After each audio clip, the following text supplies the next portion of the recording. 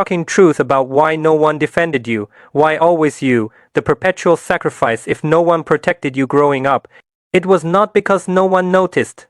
It's because you were chosen to be sacrificed, not through open abuse, but through a quiet agreement to keep the peace by letting one person absorb the damage. They saw how the controller spoke to you. They recognized the humiliation, the emotional coldness, the silent violence. They understood exactly what it meant, and they did nothing. Psychology has a name for this: bystander collusion. Bystanders see the harm. They know it's wrong. They choose not to intervene. No comfort, no protection, no ally. This creates betrayal trauma, not because of what they did, but because of what they refused to do. To your nervous system, the message was clear. If everyone sees this and no one steps in, then I must be the problem. That belief becomes shame, self-doubt, a lifelong sense of being too much or not enough. Here's how dysfunctional systems work. Rule 1. Whoever tolerates the most is expected to keep tolerating. You learned early to stay quiet, not make trouble, handle everything alone. So the system labeled you as expendable. Rule 2. Anyone who names the abuse is seen as the problem. Defending you would mean confronting the controller, breaking the illusion of harmony, entering conflict. Most people choose self-preservation over protecting the vulnerable. Rule 3. The strongest controller bends the entire system around them. They are the loudest emotion, the least challenged voice. So the unspoken rule becomes: do not provoke them, and you become the approved target. What destroyed you was not just what happened, it was that everyone saw it and no one stood with you. That's why you still ask, am I too sensitive? Am I exaggerating? Was it my fault? Here's the correction. You did not grow up unworthy. You grew up unprotected. They were not innocent. They were not the main abusers either. They were the maintainers of the system. Stop seeking understanding from people who never protected you. When you release that expectation, you reclaim massive energy once spent waiting, hoping, resenting. Your healing does not depend on their awakening, their apology, or their validation. It begins the moment you stop asking unsafe systems to keep you safe. You're not socially anxious. You were punished for being yourself. You're not socially anxious. You were punished for expressing yourself. That pattern didn't disappear when you grew up. It moved into your body. So now, every time you speak, your nervous system panics, not because the situation is dangerous, but because your body is still living in a childhood where one sentence could get you shamed, attacked, or silenced. Your body is not in the present, it's stuck in the past. Chances are your childhood role was clear. You were the one who was dismissed, interrupted, contradicted before you finished a thought. In your family, you did not have power, you did not have boundaries, you were not listened to, and that environment installs a deep belief: speaking up is trouble. Having needs is wrong. Telling the truth leads to punishment. So now you feel numb, heavy, tight in your chest, not because you feel nothing, but because you felt too much for too long and your system shut down to survive. The second role you may have learned is emotional absence. Not because you did not have emotions, but because emotions were not allowed. In your home, feelings were mocked, dismissed, shamed. So you learned to erase them. Numbness is not emptiness, it's overload. The third role is compliance. You were trained not to refuse, not to disagree, not to decide, not to take up space. Don't offend, do not stand out, do not want too much.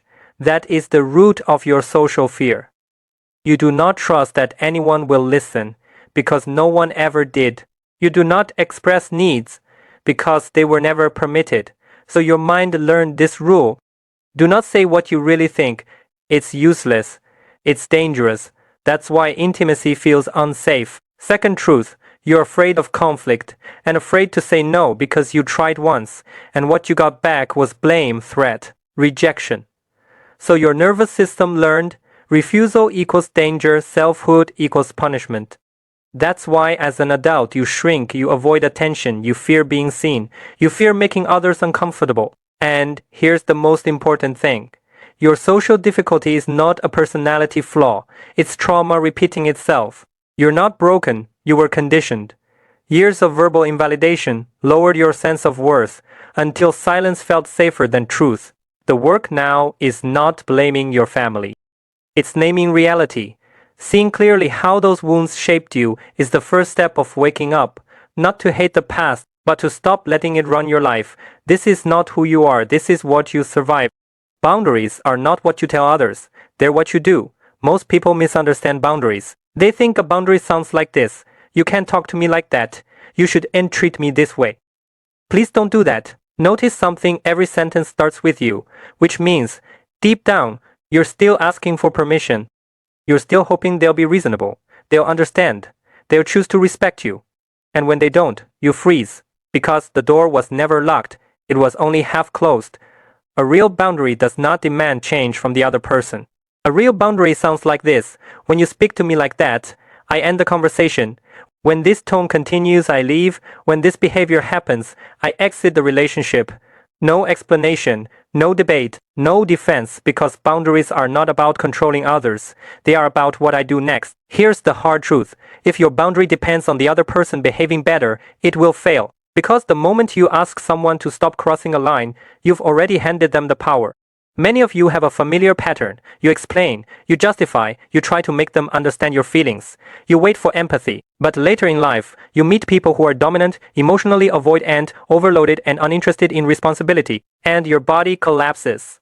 Why? Because you were trained early to wait, to read moods, to tolerate, to adapt. So when your boundary is, please do not, your nervous system enters fear and paralysis. Not because you're weak, but because this pattern is repeating old trauma. You weren't given the right to choose, to withdraw, to leave. Your deepest fear is in conflict. It's this. If I insist, I'll be punished, abandoned, humiliated. So now the work begins. Your body must relearn one truth.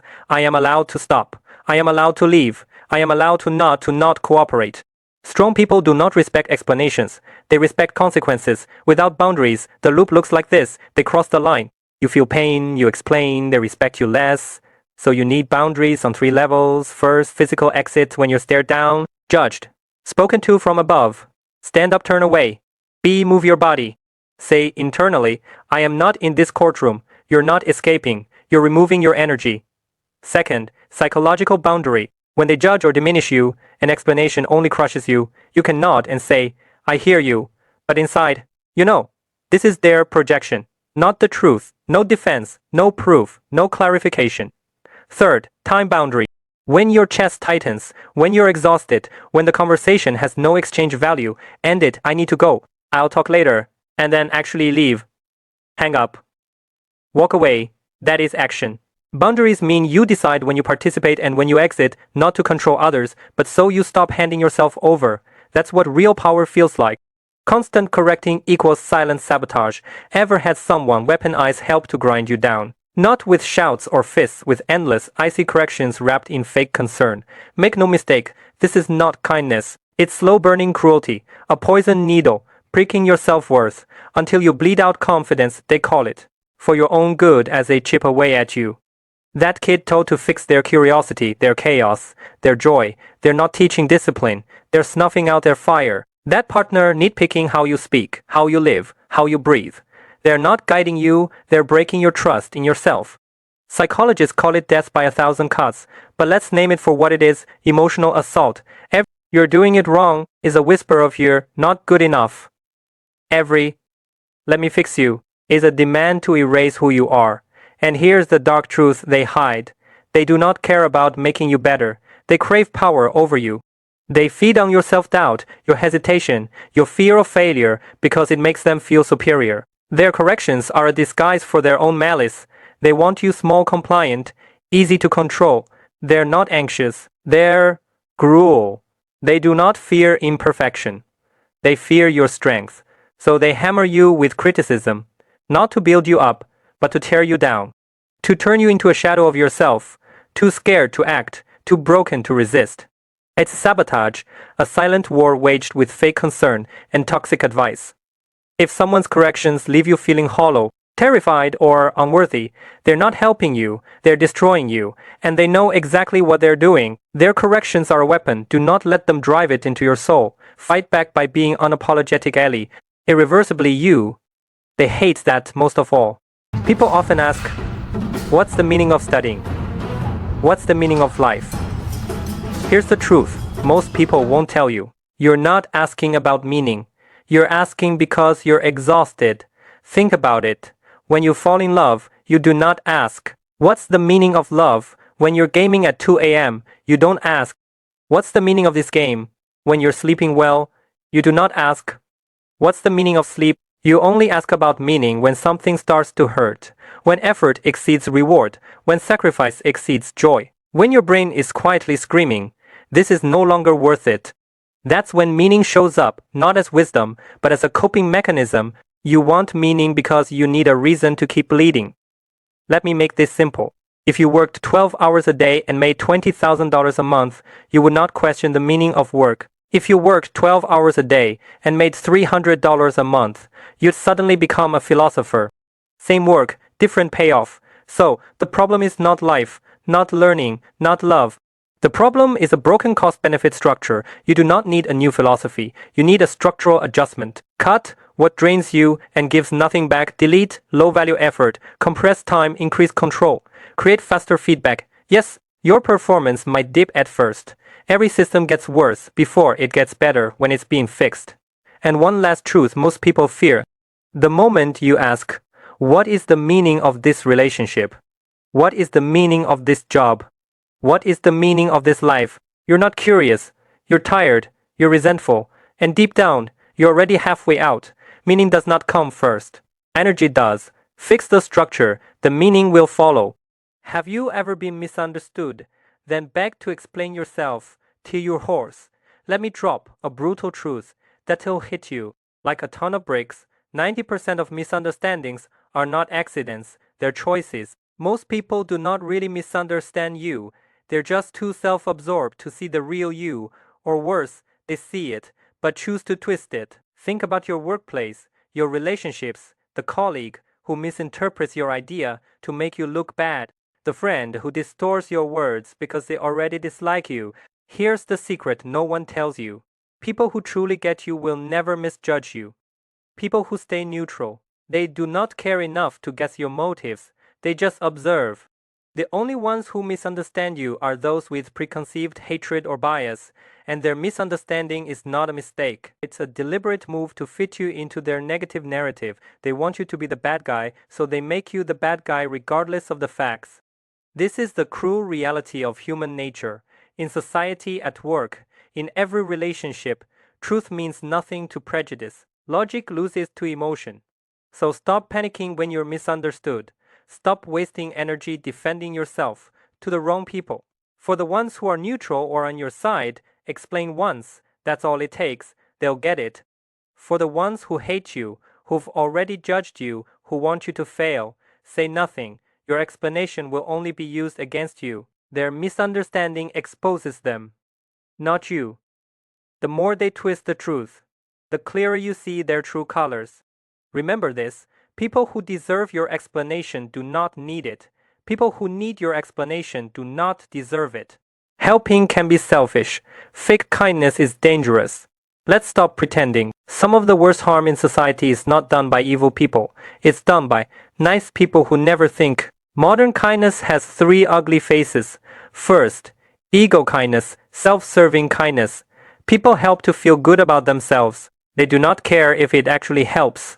Second, lazy kindness, the easiest moral shortcut.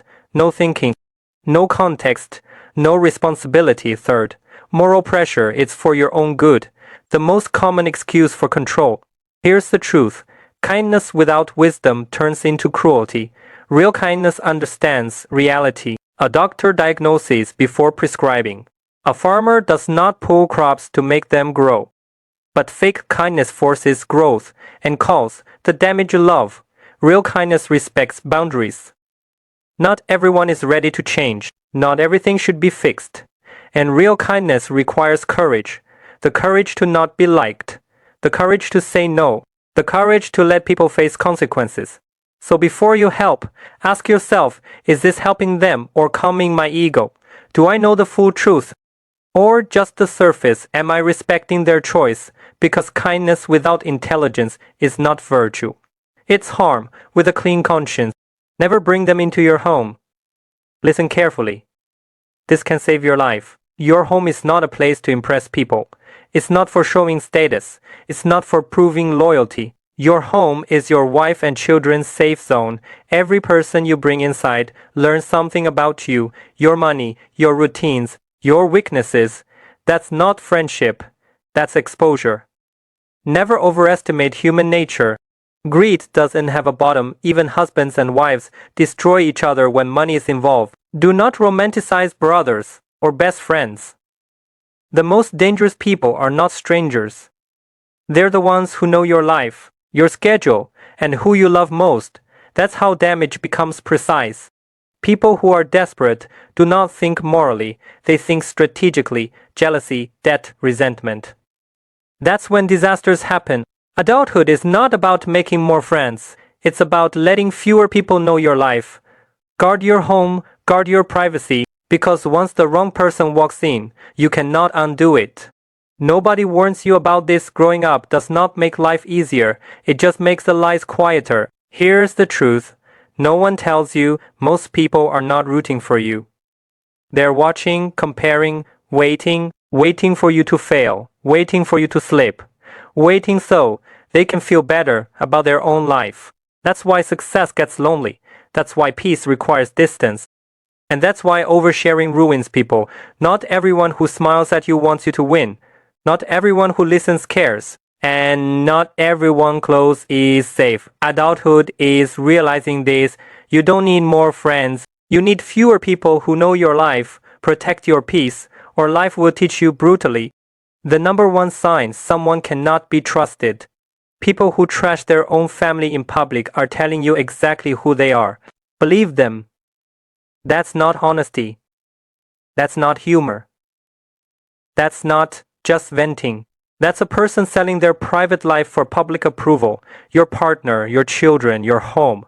They are extensions of your identity. So when you humiliate them out loud, you're not exposing their flaws. You're broadcasting your own lack of self-respect. Here's what people do not tell you. Nobody feels closer to you after that. They feel warned. If you betray the people who trust you most, you will eventually betray anyone. Strong people protect their inner circle. Weak people use it as currency. And yes, everyone can tell the difference. If someone degrades their family for laughs or sympathy, they're not misunderstood. They're exposed. We tell people, just make better decisions. Sounds smart. It's not. It's a lie told by people who've never been drowning. Because real choice is a luxury. And under extreme stress, the brain can't afford it when pressure hits hard enough. Financial, emotional, social, the thinking brain shuts down. The part that plans for tomorrow, cares about consequences, about morality, goes offline, survival mode takes over. Long-term thinking gone, morality irrelevant. The brain wants one thing, immediate relief, so people do not choose, they grab.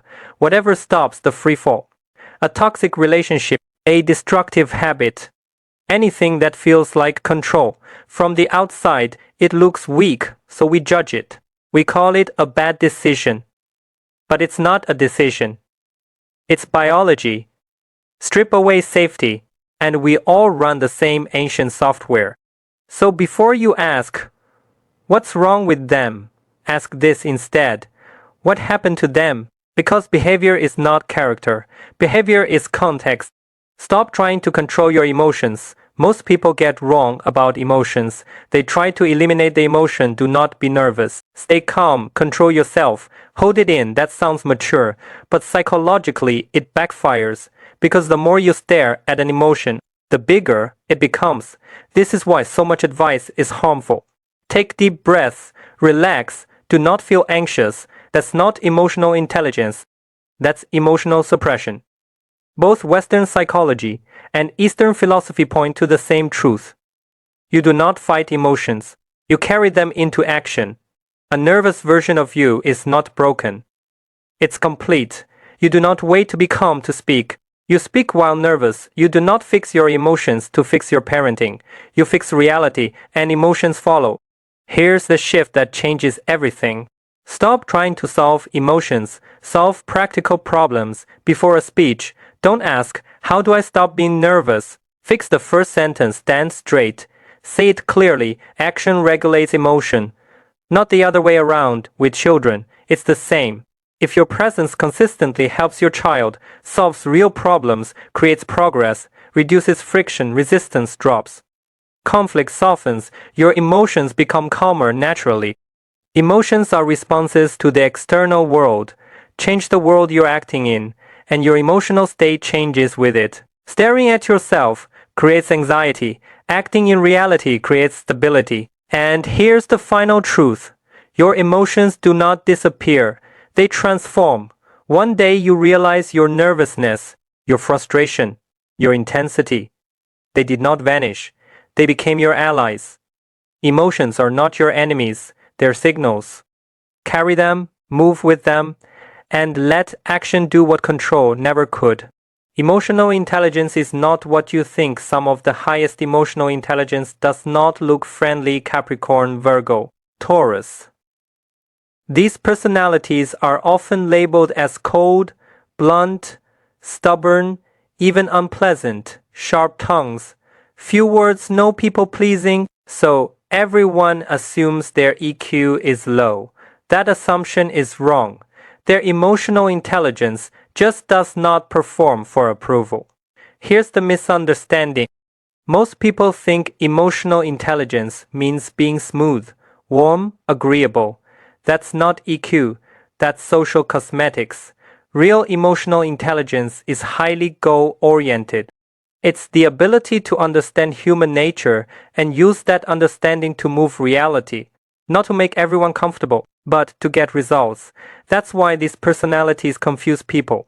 When they have no objective, they look socially indifferent, almost awkward, but the moment a goal appears, they read people instantly, motives, weak points, power dynamics. They do not flatter. They do not bond for fun. They use insights strategically. That's not manipulation. That's psychological literacy. This is why, across history and power structures, you keep seeing the same pattern. Some people rule through charm. Others rule through systems. Virgo-type minds build rules, frameworks, institutions. They obsess over internal logic and consistency. Capricorn-type minds master hierarchies. They understand how authority actually works, often better than those who talk about freedom. They don't rebel loudly, they integrate, they climb. And Scorpio-type minds, they dominate through human leverage, especially in business. None of this is about being nice. Emotional intelligence is not kindness, it's accuracy. It's knowing who you're dealing with, what they want, and how to position yourself accordingly. So if someone seems cold, blunt, not very social, do not assume low EQ. They may simply refuse to entertain you while quietly running the system. That's not low emotional intelligence. That's power without decoration. Why your brutal honesty is toxic. Those truths without judgment becomes destruction. We were raised to believe it is. Good children tell the truth. Simple, clean, and dangerously incomplete, because morality does not exist in a vacuum. It exists inside context. Remove context, and moral judgment becomes meaningless.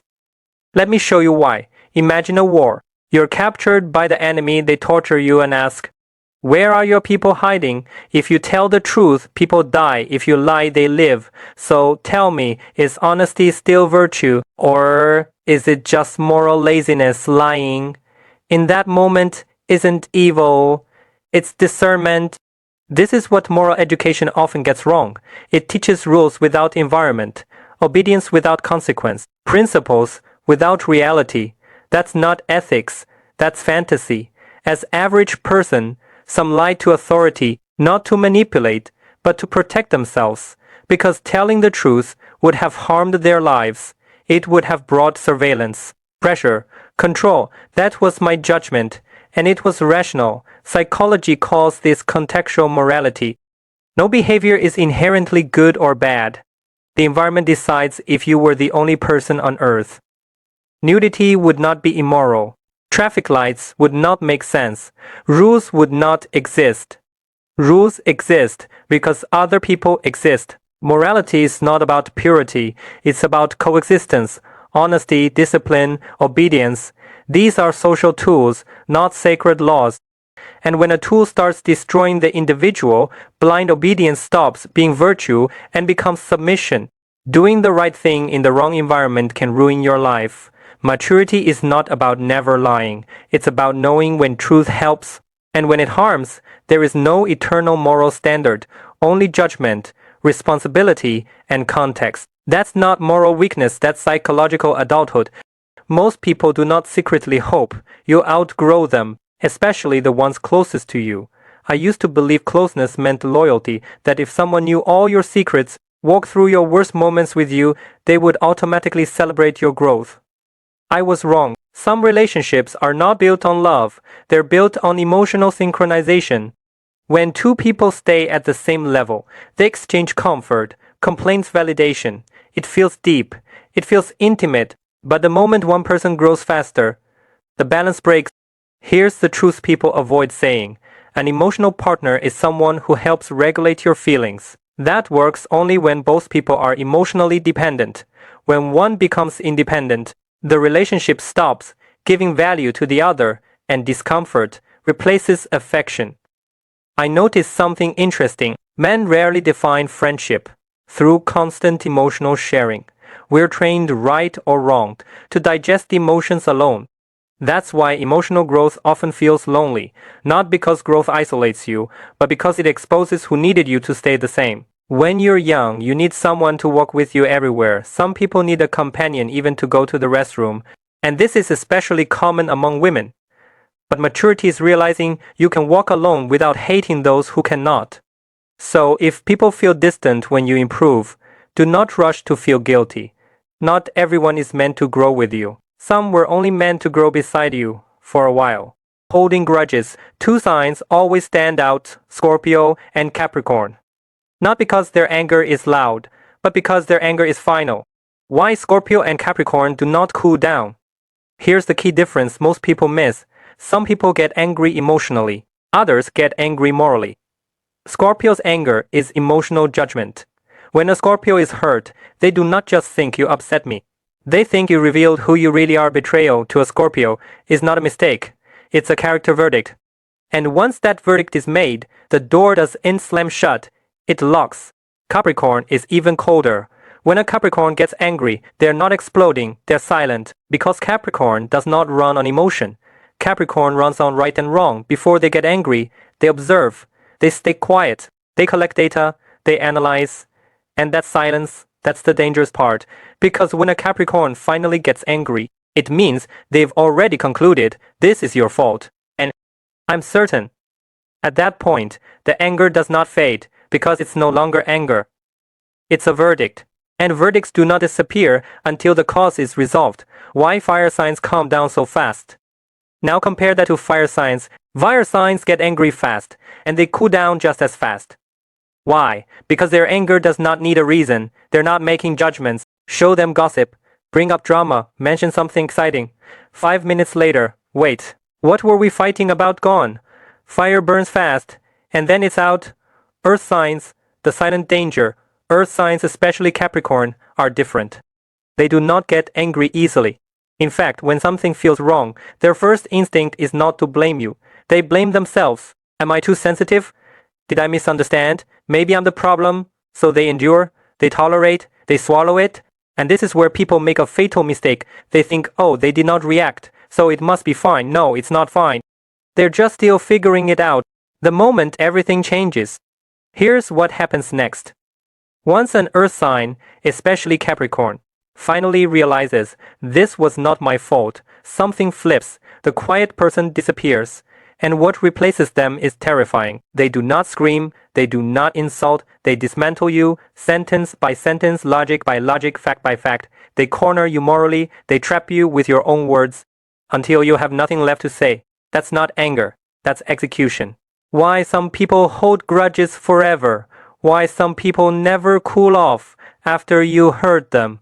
The zodiac signs whose anger does not fade with time, most people will guess wrong. It's not because they're petty. It's not because they're dramatic. It's because they were not just angry, they made a judgment. Now listen carefully, astrology is not science. I know that, But today, I'm using zodiac signs as symbols, symbols for how different personalities process conflict. And when it comes to holding grudges, two signs always stand out: Scorpio and Capricorn. Not because their anger is loud, but because their anger is final. Why Scorpio and Capricorn do not cool down? Here's the key difference most people miss. Some people get angry emotionally, others get angry morally. Scorpio's anger is emotional judgment. When a Scorpio is hurt, they do not just think you upset me. They think you revealed who you really are. Betrayal to a Scorpio is not a mistake, it's a character verdict. And once that verdict is made, the door doesn't slam shut, it locks. Capricorn is even colder. When a Capricorn gets angry, they're not exploding, they're silent, because Capricorn does not run on emotion. Capricorn runs on right and wrong. Before they get angry, they observe, they stay quiet, they collect data, they analyze. And that silence, that's the dangerous part, because when a Capricorn finally gets angry, it means they've already concluded this is your fault. And I'm certain, at that point, the anger does not fade, because it's no longer anger. It's a verdict. And verdicts do not disappear until the cause is resolved. Why fire signs calm down so fast? Now compare that to fire signs. Fire signs get angry fast, and they cool down just as fast. Why? Because their anger does not need a reason. They're not making judgments. They're not building a moral case. They're just angry. Ask a fire sign, why are you angry? And you'll watch their brain short circuit. Why do I need a reason? I just am. That's why you can distract them. Show them gossip. Bring up drama. Mention something exciting. 5 minutes later, wait. What were we fighting about? Gone. Fire burns fast, and then it's out. Earth signs, the silent danger. Earth signs, especially Capricorn, are different. They do not get angry easily. In fact, when something feels wrong, their first instinct is not to blame you. They blame themselves. Am I too sensitive? Did I misunderstand? Maybe I'm the problem. So they endure, they tolerate, they swallow it. And this is where people make a fatal mistake. They think, oh, they did not react, so it must be fine. No, it's not fine. They're just still figuring it out. The moment everything changes. Here's what happens next. Once an earth sign, especially Capricorn, finally realizes this was not my fault, something flips, the quiet person disappears, and what replaces them is terrifying. They do not scream, they do not insult, they dismantle you, sentence by sentence, logic by logic, fact by fact. They corner you morally, they trap you with your own words, until you have nothing left to say. That's not anger, that's execution. The real lesson. So here's the truth most people never learn. Some people get angry because they feel bad. Others get angry because they've decided something is wrong. Emotional anger fades. Judgment-based anger does not. And if you do not understand which type you're dealing with, you'll keep making the same mistake, thinking time will fix it. For some people, time does nothing. Only accountability does. So next time someone goes quiet, instead of exploding, do not relax. Because silence does not mean forgiveness. Sometimes it means the verdict hasn't been announced yet. What if no one is to blame? You are doing everything right, can still make people hate you. You can do absolutely nothing wrong and still upset someone. You can be perfectly right and still make someone angry. This is a fundamental truth of being human. Our whole lives, we're taught this rule: if someone is unhappy, someone must be at fault. A relationship fails. Blame your childhood. A project goes wrong. Find who messed up. We believe that smoothness equals correctness, and conflict always means someone is wrong. Here's the truth. That rule is a lie. Often there is no villain. Sometimes it's just life. Two valid realities can clash. Your honest joy can meet someone else. Bad day, your innocent mistake can hit a sensitive wound. No one is to blame. This changes everything. If you live by the old rule, you become a slave to other people's moods. You'll edit your personality, kill your humor, and silence your truth, all to avoid ever provoking a reaction. You will stand still. Stop blaming, stop shrinking. Your worth is not defined by the moods of others. You can be kind and be misunderstood. You can be competent and still fail. You can do your best and face a storm. The goal isn't a life without friction. The goal is to live authentically, to act with integrity, and to understand that sometimes the friction itself is just proof that you're moving. So walk your path, speak your truth, let the world react, and refuse to apologize for your existence. That is real freedom. When the whispers start and the smiles turn cold, let's get something straight. When the whispers start, when the looks change, when jealousy, sabotage, and quiet hostility start closing in, that poison they're throwing at you, it's not yours, it never was. That's not feedback. That's not misunderstanding. That's resentment leaking out of people who chose comfort over growth. Here's the truth. You're avoiding at 3 a.m. You didn't do anything wrong. You did something unforgivable. You grew. You outgrew the cage they call safety. You stopped playing small, and now you remind them of everything they gave up. That's why they hate you. Hate doesn't fall from the top down. It crawls upward. It comes from people below you, people who stalled, settled, and stayed. People who replaced ambition with excuses and then learned to survive by tearing others down. They won't confront you directly, that takes courage. So they whisper, they smile to your face and cut behind your back. They sabotage quietly and call it just business. Understand this. Strong people don't fear strong people. When you're around real power, real discipline, real vision, you feel challenged, you feel sharpened, you feel respected. Only weak people feel threatened by your growth. So when you catch yourself shrinking, lowering your voice, editing your personality, hiding your wings so they don't feel uncomfortable, that's not humility, that's self-betrayal, and that tight feeling in your chest, that's not anxiety, that's your instinct screaming. Get out. You don't belong here anymore. You don't fit in because you're not meant to. You don't think like them because you've moved past them. You owe nobody your stagnation to protect their ego. So let them talk, let them whisper, let them judge, let them rot together. You have higher ground to claim. Your only direction is up, and anyone trying to pull you down, they're already drowning. This isn't rejection, it's extraction now. Stop explaining yourself, stand up, and walk out of the dark. The most toxic moment at work nobody talks about. Let me ask you something. What's the most disgusting thing in the workplace? It's not overtime. It's not KPIs. It's not deadlines. It's this. You hear your coworkers talking about you behind your back, and you pretend you did not. You hear your name in the break room, you hear the tone drop. You hear the laughter that isn't friendly. Your body reacts before your brain does. Your chest tightens. Your stomach sinks.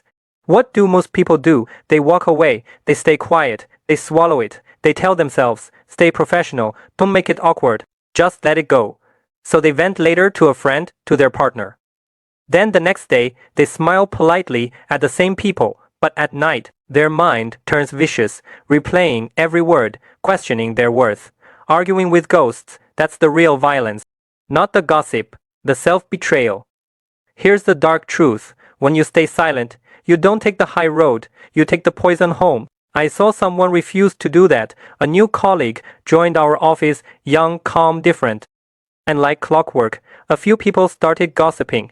In the pantry behind her back, one day she heard them.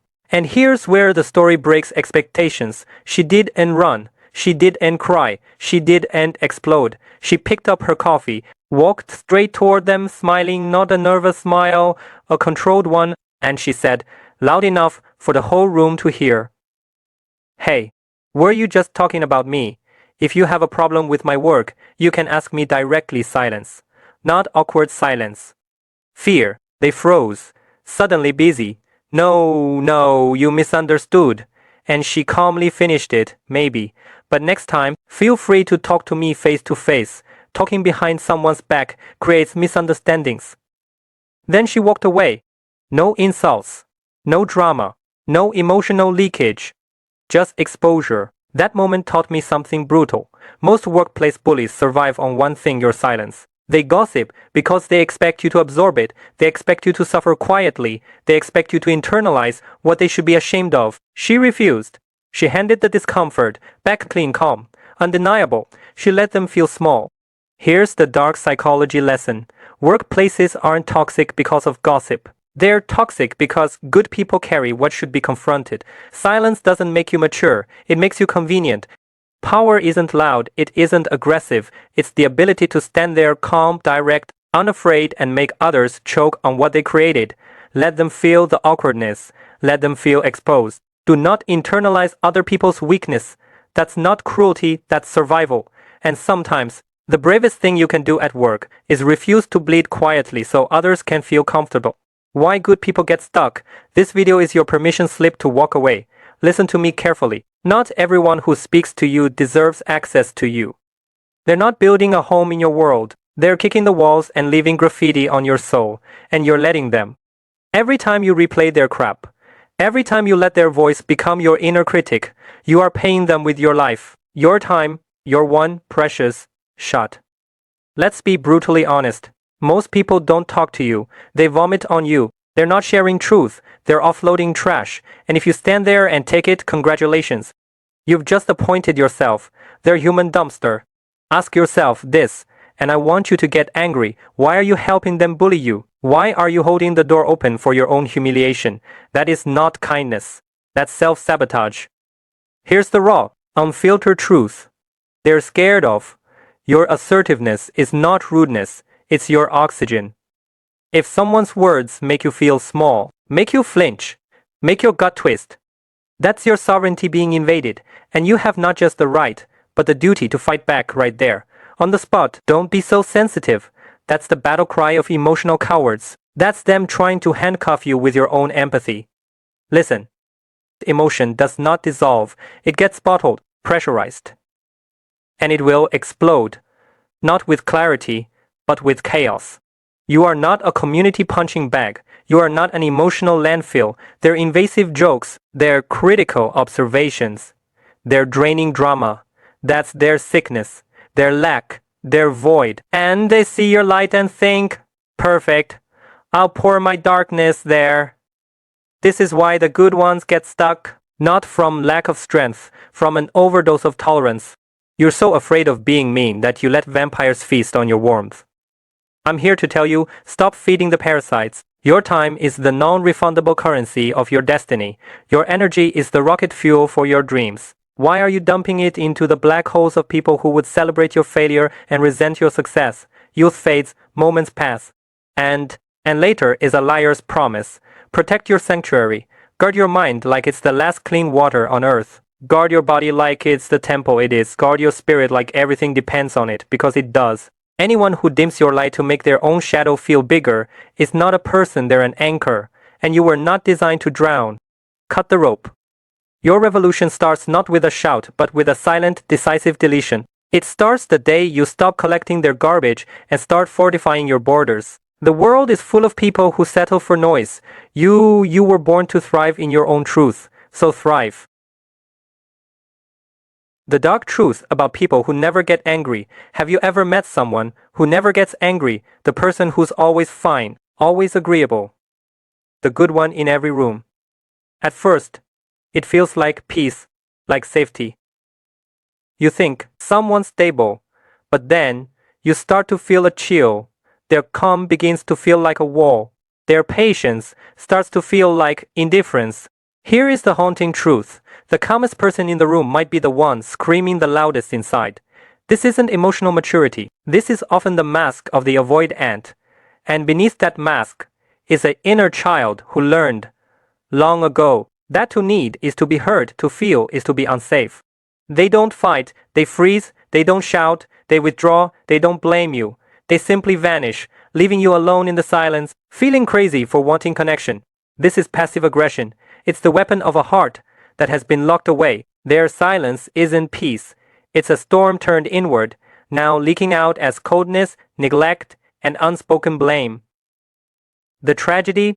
It's rarely about you. You are just the match that lit a fuse connected to an old wound, a wound from a childhood where love was conditional, emotions were burdens, and to be good meant to disappear. But here's what you must understand. They did not become this way by choice. They were hurt, neglected, never taught how to solve emotional problems. They don't believe they're worthy of love. They don't believe expressing needs works. They turn inward and rot quietly. That does not make them evil. But it does make them dangerous to someone who ties their entire sense of safety to them. True stability isn't the absence of feeling.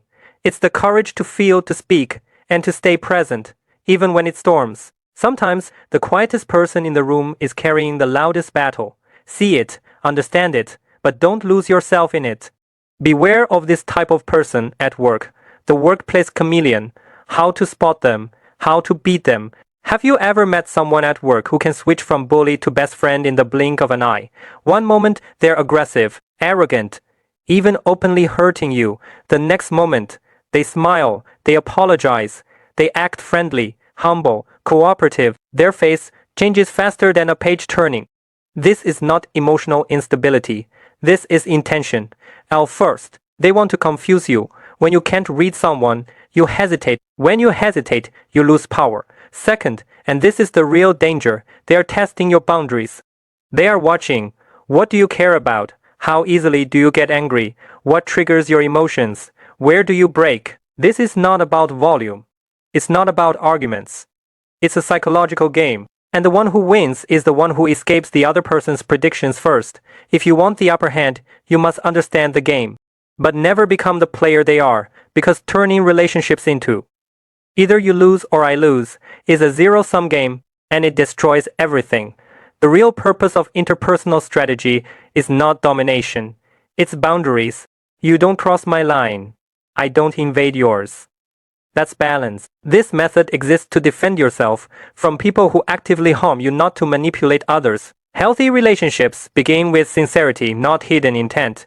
Now listen carefully. The core of their strategy is unpredictability, to break your expectations and shake your emotions. That's why in the workplace, your emotional stability sets the ceiling of your growth. The calmer you are, the more unsettled they become. No emotional explosions. No over-explaining. No reaction they can feed on.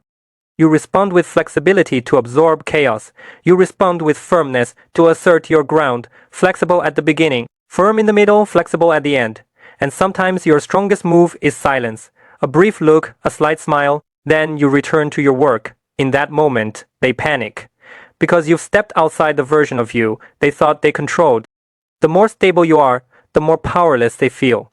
This is not about playing dirty. It's about building armor for your time, your peace, your worth. Don't wait for a bully to wake up one day and suddenly become kind. Adults don't change without repeated, painful consequences. You define the rules of engagement. Be calm, be strategic, be unbreakable. The game is always on. Now you know how to play, why they talk about you, and why you should end care. Let me tell you something most people never say out loud.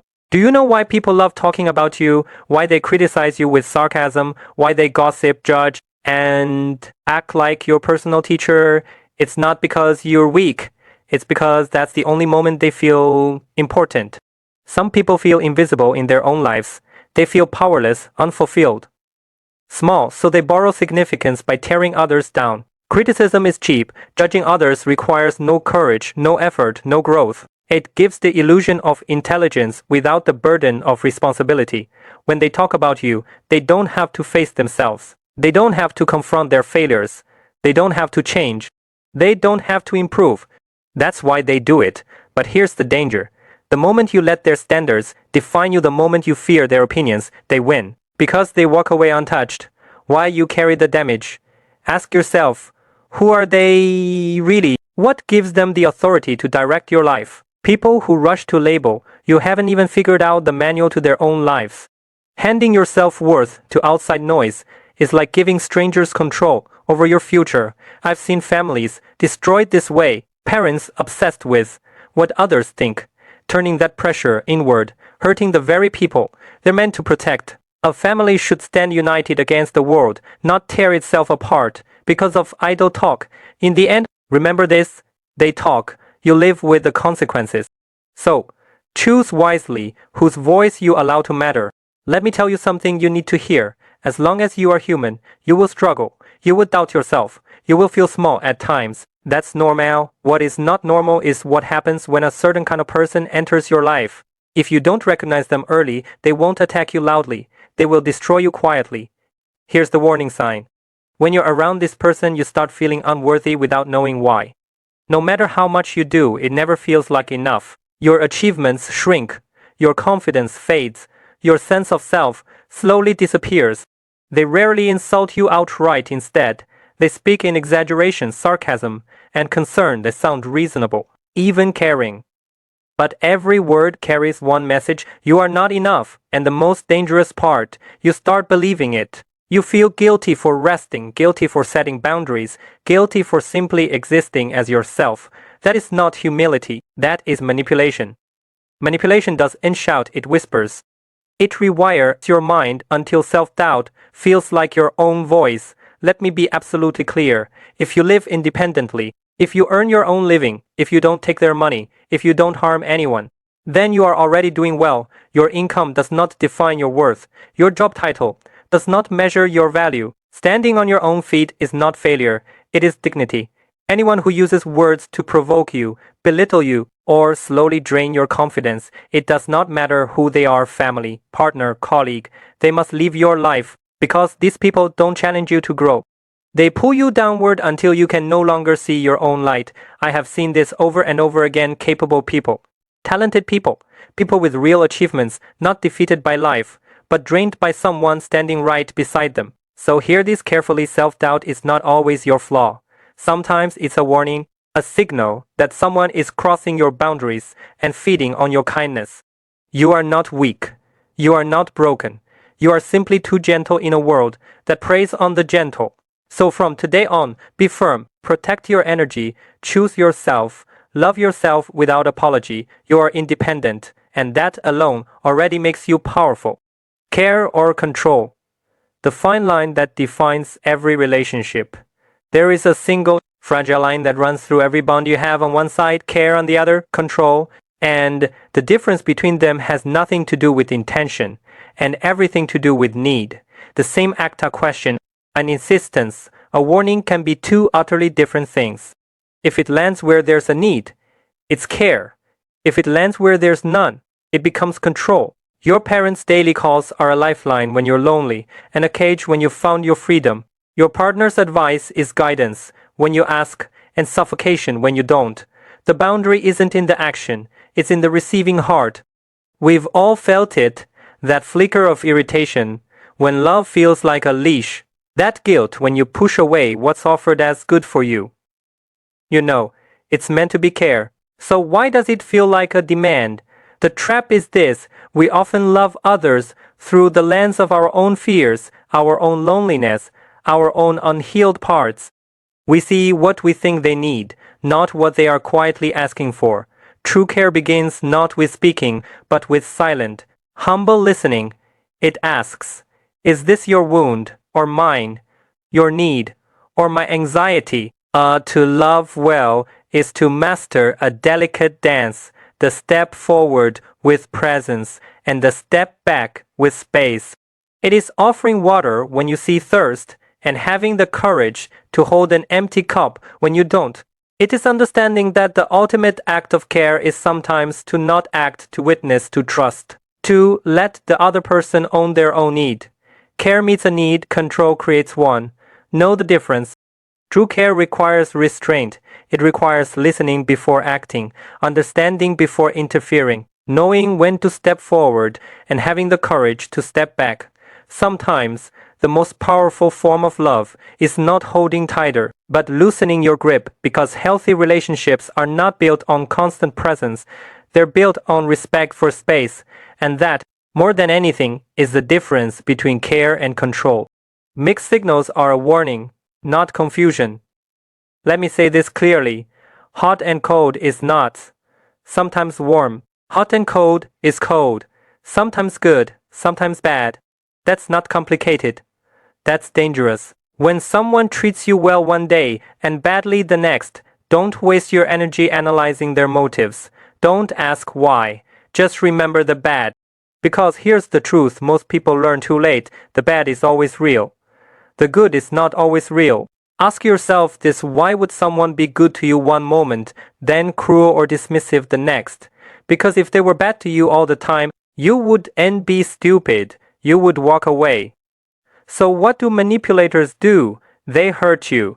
Then they give you a small favor, just enough to steady you, just enough to keep you close. And then they hurt you again, take advantage again, exploit again. This is a classic pattern. A safe relationship, a safe friend, colleague, or partner is consistent, not perfect, not conflict-free, but stable. Even when there is tension, you understand why. There is cause and effect, there is logic, there is context.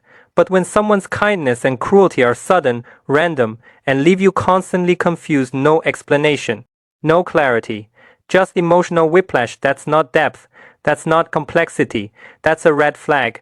People who make you doubt your own perception, who alternate warmth and coldness without reason, often have a problem.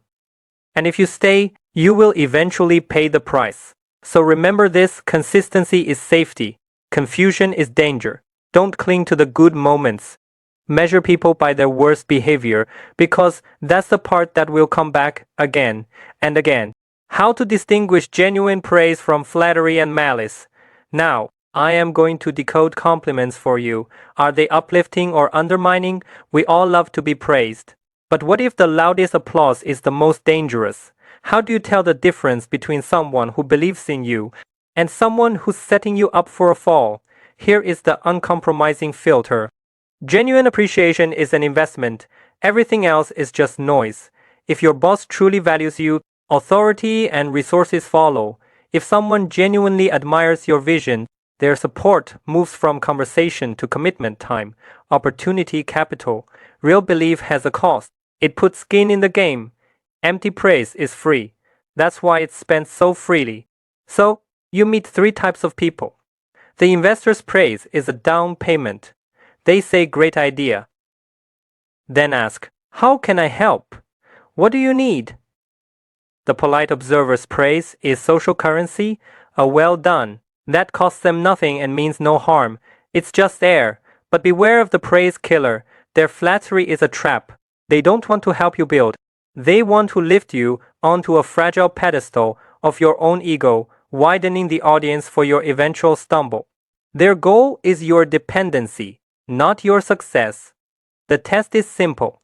After the applause, watch their next move. Do they engage or disengage? Do they offer a tool or just another compliment? This knowledge is your liberation. Cherish the investors. They are rare. Reciprocate with your loyalty and results. Thank the polite. Smile back. Their words are neutral background noise. Disarm the praise killers. Meet their excessive flattery with simple, polite courtesy and inwardly step off their stage. Do not fight their noise. Just stop listening. Your worth is not measured by the volume of praise you receive, but by the substance of the support behind it. Seek those who build foundations under your feet, not just castles in the air around your head. Listen less to what people say. Watch what they do.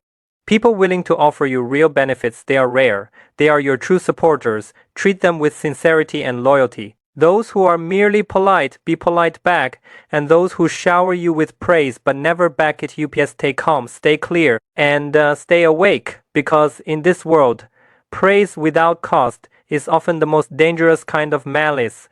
Excessive reminders. The hidden face of control disguised as care.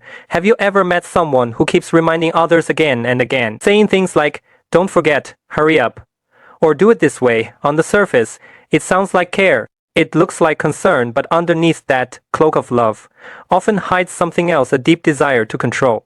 Excessive reminders aren't just about helping. They're about anxiety. They're about fear. And they come from a profound distrust in others' ability, judgment, and sense of responsibility. Behind those constant reminders is a voice that silently says, "Without me, you'll mess it up. You won't do it right." It's not really about you. It's about their own need to keep everything under control. Because losing control to them feels unbearable, so they use reminders like ropes, tightening their grip to feel safe. But why do people do this? Usually it comes from three roots. First, anxiety and insecurity. They can't stand uncertainty. They calm themselves only by controlling their surroundings and people. Second, a distorted view of failure. They see small mistakes as disasters, not realizing that failure is part of growth. Third, blurred boundaries. They can't tell where their life ends and someone else's begins.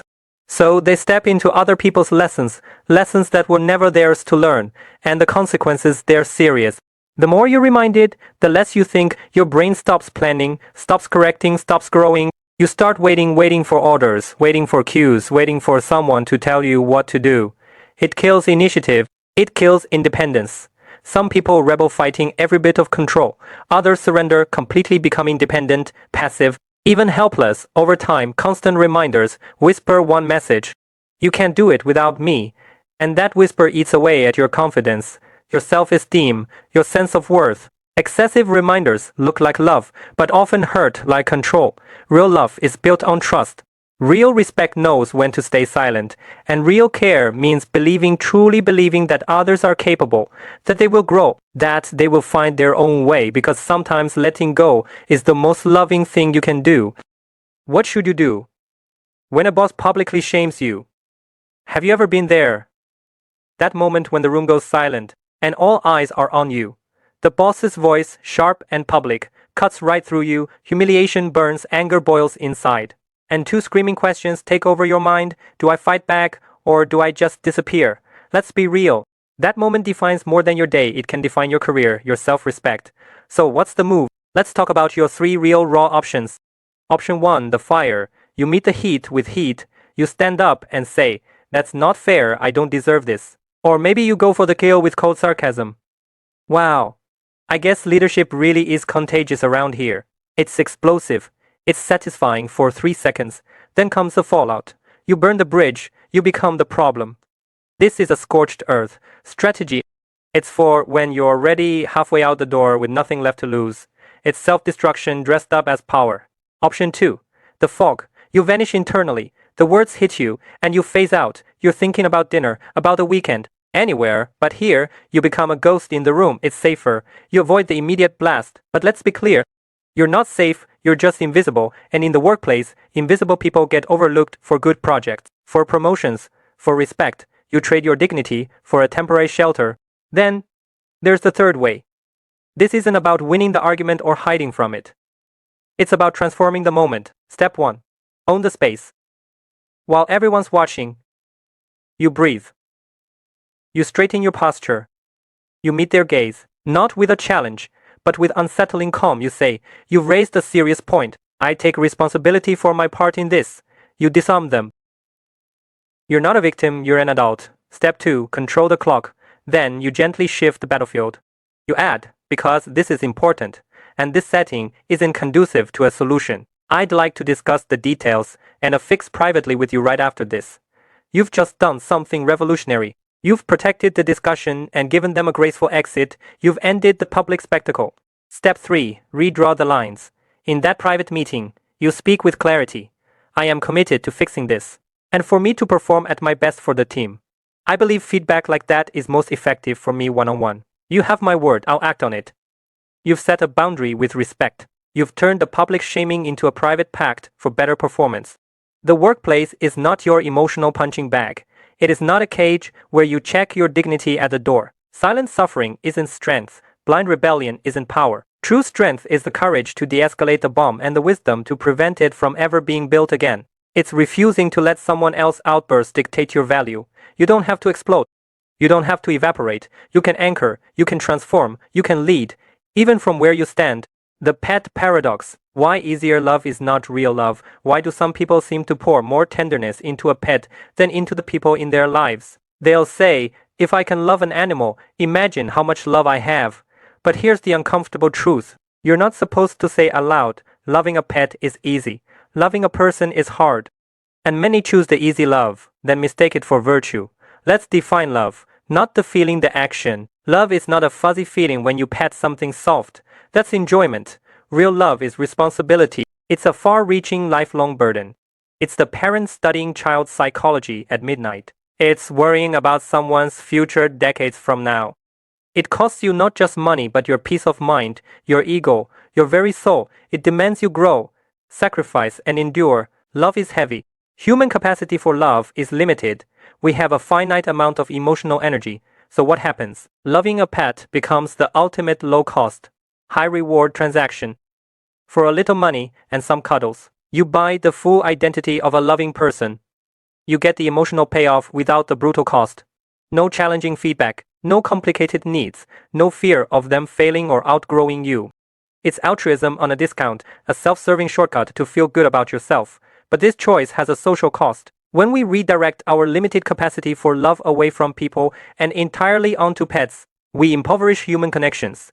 We withdraw from the messy, costly, but essential work of maintaining families, friendships, and communities. We then attack anyone who questions this: the neighbor, the child, the stranger, to protect our comfortable, low-stakes emotional investment. This isn't love. It's a convenient escape. Some people do not love animals out of compassion. They love animals because it is the cheapest version of altruism. Loving a pet costs money. Yes, but not responsibility, not growth, not accountability. A dog won't question your morality. A cat won't argue your flaws. A pet will never force you to grow into a better human. And so, for some, pets become a shortcut. A low-cost way to feel like a good person, a way to take without giving, a way to claim virtue without sacrifice. But look at their behavior. They'll feed a stray, then attack other people for not worshipping that same stray. They'll defend their pet like a saint and treat people with hostility and cruelty. That's not love. That's self-serving emotional bookkeeping. When love stops being about responsibility and becomes a tool for moral superiority, society pays the price. Because human connections weaken. Because empathy gets redirected into a place where it demands nothing back. So here is the final truth. If your love for pets makes you kinder good, but if your love for pets becomes a weapon against people, if it blinds you, hardens you, gives you an excuse to stop caring about humans, then it is no longer love. It is avoidance. It is emotional outsourcing, and consequences always return, eventually. Have you ever tried to please someone who secretly looks down on you? You think, maybe if I try harder, if I prove myself, they'll finally see my worth. But here's the brutal truth. You cannot drink from a well that has been poisoned. Your heart is not a garbage dump. It is a sacred space, a carefully decorated home for your soul. Your value is not certified by anyone else's seal of approval. Your life is not a comment section for their bad reviews. You must be brave enough to take out the trash.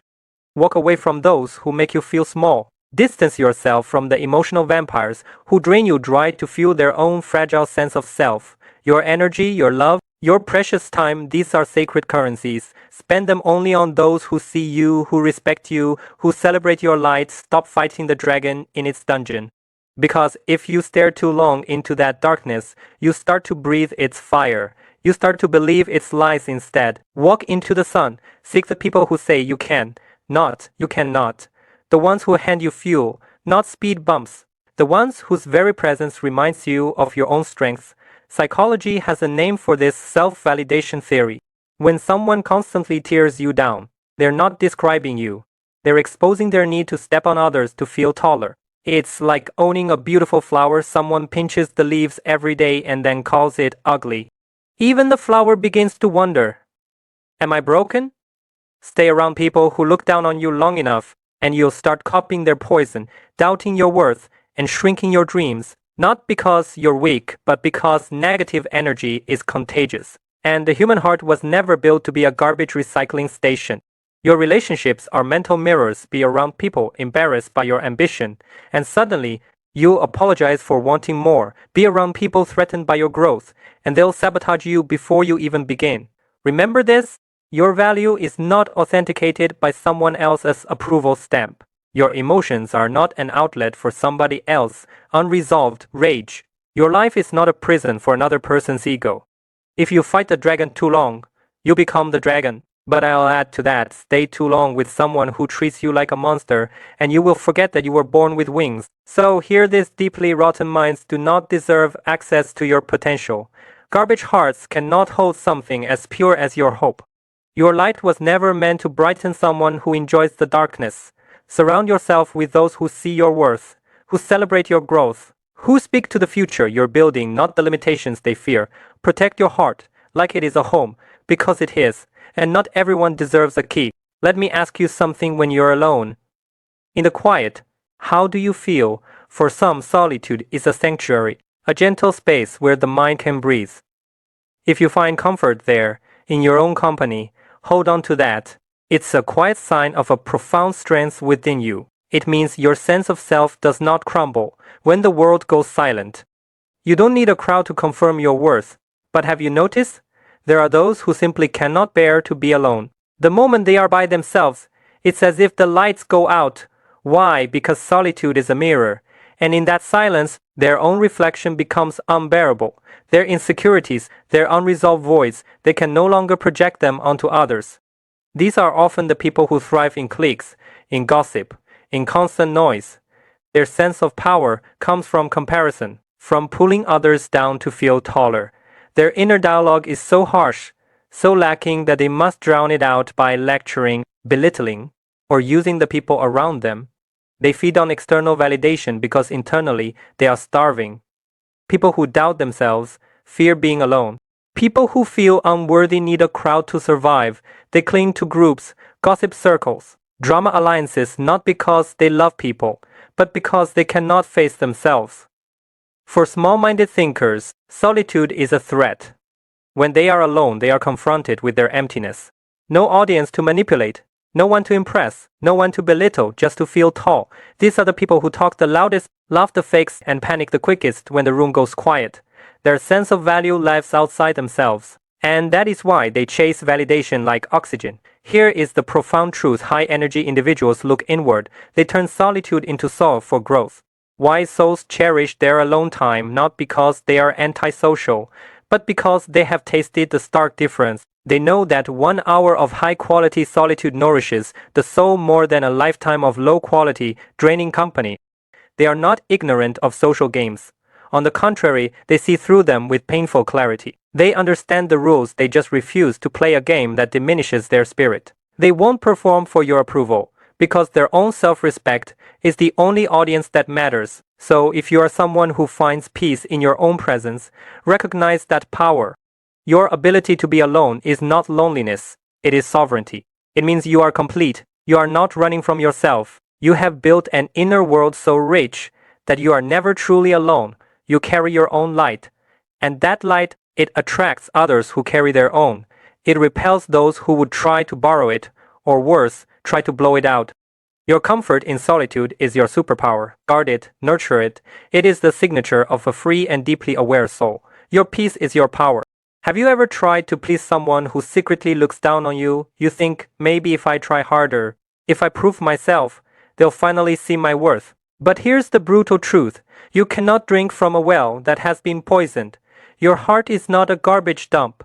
It is a sacred space, a carefully decorated home for your soul.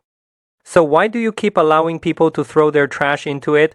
Every condescending glance, every backhanded comment, every silent dismissal. It's all garbage. And you were never meant to be a recycling station for someone else's disrespect. People who look down on you will never lift you up. Their wealth, their status, their connections, none of it is for you.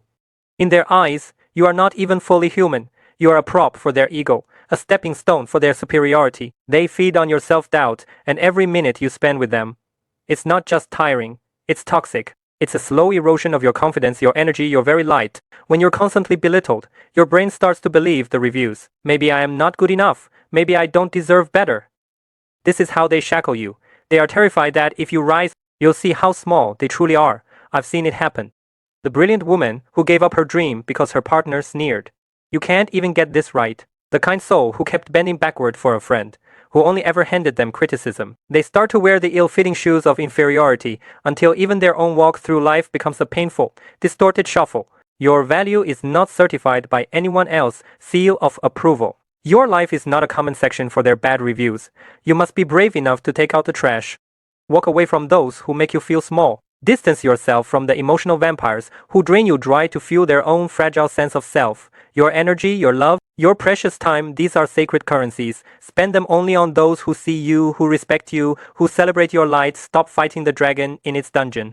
Because if you stare too long into that darkness, you start to breathe its fire. You start to believe its lies instead. Walk into the sun. Seek the people who say you can, not you cannot. The ones who hand you fuel, not speed bumps. The ones whose very presence reminds you of your own strength. Psychology has a name for this: self-validation theory. When someone constantly tears you down, they're not describing you. They're exposing their need to step on others to feel taller. It's like owning a beautiful flower. Someone pinches the leaves every day and then calls it ugly. Even the flower begins to wonder, am I broken? Stay around people who look down on you long enough, And you'll start copying their poison, doubting your worth, and shrinking your dreams, not because you're weak, but because negative energy is contagious. And the human heart was never built to be a garbage recycling station. Your relationships are mental mirrors. Be around people embarrassed by your ambition, and suddenly, you'll apologize for wanting more. Be around people threatened by your growth, and they'll sabotage you before you even begin. Remember this? Your value is not authenticated by someone else's approval stamp. Your emotions are not an outlet for somebody else's unresolved rage. Your life is not a prison for another person's ego. If you fight the dragon too long, you become the dragon. But I'll add to that, stay too long with someone who treats you like a monster, and you will forget that you were born with wings. So hear this, deeply rotten minds do not deserve access to your potential. Garbage hearts cannot hold something as pure as your hope. Your light was never meant to brighten someone who enjoys the darkness. Surround yourself with those who see your worth, who celebrate your growth, who speak to the future you're building, not the limitations they fear. Protect your heart, like it is a home, because it is, and not everyone deserves a key. These 5 questions aren't questions, they are weapons. One study says people lie 165 times a day. But here's the truth they never told you. Manipulators don't just lie with answers, they attack with questions. Questions that make you feel guilty for being hurt. Questions designed to rewrite the crime scene while you're still bleeding. Today, I'll show you 5 questions that are not normal. They are psychological weapons. And if someone uses the last one, run. Question 1. Why can't you just let it go? Translation. I caused the damage, now you carry the guilt. They betrayed you, lied, hid, cheated, and somehow your pain becomes the problem. This is called minimization. Make the wound small, make your reaction big. People who say let it go are not asking for peace. They're asking for permission to hurt you again. The one who truly regrets the damage says, how can I make this right? Not why aren't you over it? Question 2, are you saying, I'm lying, this is psychological jujitsu? Suddenly, the conversation isn't about the lie, it's about your courage to call it a lie. If someone needs to ask, are you calling me a liar? Instead of simply saying, here's the truth, congratulations, you already have your answer. Honest people explain, manipulators deflect. Question 3. Don't you think you're overreacting? You're reacting to reality. This question isn't curiosity, it's control. It implants a virus into your emotional system, self-doubt. You suddenly apologize for having a heartbeat. You negotiate your dignity to make them comfortable. They're not asking you to calm down. They're asking you to be silent. Question 4. Well then, what do you want me to do? A manipulator's fake white flag. Not surrender strategy. They don't ask to understand, they ask. So you will write the apology for them. If a grown adult needs instructions for basic decency, basic honesty, basic humanity, they're not confused. They're buying time. Question 5. The most dangerous. Why don't you trust me? Said with a tremble in the voice, a sad look, a victim's tone.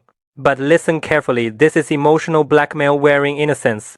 This is emotional blackmail at its finest. They're making you the villain for protecting yourself. But here's the raw truth. If they have to ask why you don't trust them, they already know. The next time someone hits you with these questions, don't take the bait, look them dead in the eye and say, I notice you're asking me questions instead of answering for your own behavior. Your mind is your battlefield. Defend it.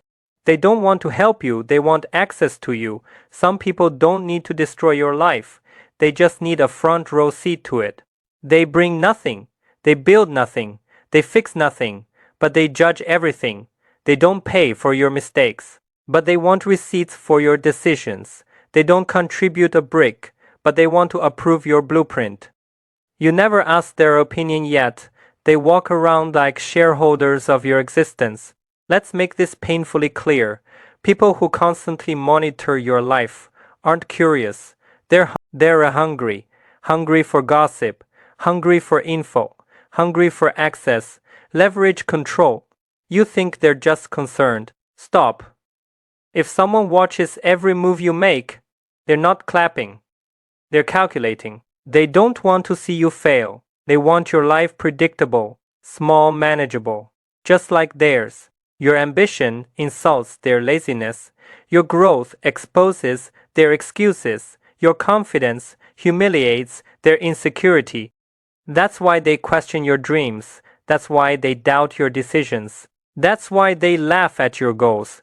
Because everything you dare to do is a slap in the face to everything they never tried. These people don't steal your money, they steal something more expensive. Your time, your focus, your self-belief, your identity. They make you explain yourself, justify yourself, shrink yourself, doubt yourself, all while doing nothing themselves. So hear me and hear me loudly. Stop sitting at tables where you're the meal. Stop defending yourself to people who were never qualified to judge you. Stop handing out access like coupons. If someone is constantly watching, commenting, advising, correcting, and they add nothing to your life, congratulations, you're dealing with a parasite in a human costume. And parasites don't leave because you're nice, they leave because you cut off the feed. You don't need to confront them. You don't need to drag them. You don't need to argue. Just remove the access, block the doorway, lock the gate, because the moment you stop letting them observe you, they stop owning you. Your life is not a neighborhood tour. Your thoughts are not a group discussion. Your happiness is not a community vote. You don't need permission. You need distance. And once the wrong people no longer have a window into your life, your peace won't whisper anymore. It will roar. Off for people who will destroy your peace. Let's cut the sugar coating. If you want a stable mind, a quiet heart, and a life that's not chaos on repeat, there are 4 types of people you do not negotiate with. You don't fix them. You don't educate them. You remove them. Number 1. The chronic inquirer, the nosy soul digger. Some people don't ask questions to care. They ask to compare. How much do you make? Where do you live? Why did your relationship end? When a question feels like a knife, it is trust your discomfort. That is your intuition speaking before your mind tries to negotiate. A person obsessed with the details of your life is rarely cheering for your growth. They're searching for something to gossip, to judge, or to feel superior about. Your peace begins the moment you stop explaining yourself. Number 2. The morality preacher, the good person with a leash. Beware the ones whose mouths overflow with virtue and righteousness, yet their actions never align. They don't guide you with wisdom. They restrain you with obligation. They weaponize morality. I'm just trying to help. No, you're trying to control. When someone is full of morality, be careful. He might be coming to eat you. Number 3. The pain merchant, the one who trades trauma for power. Not every wounded person is dangerous, but some weaponize their pain like currency. They bleed in front of you, not to heal, but to guilt you into paying the emotional bill. They say, "You're all I have. You're the only one who understands." And your kindness becomes the rope they tug. Compassion is beautiful until it becomes someone else. Strategy. Number 4. The soul suppressor, the master of making you small. This is the most dangerous because its poison is subtle.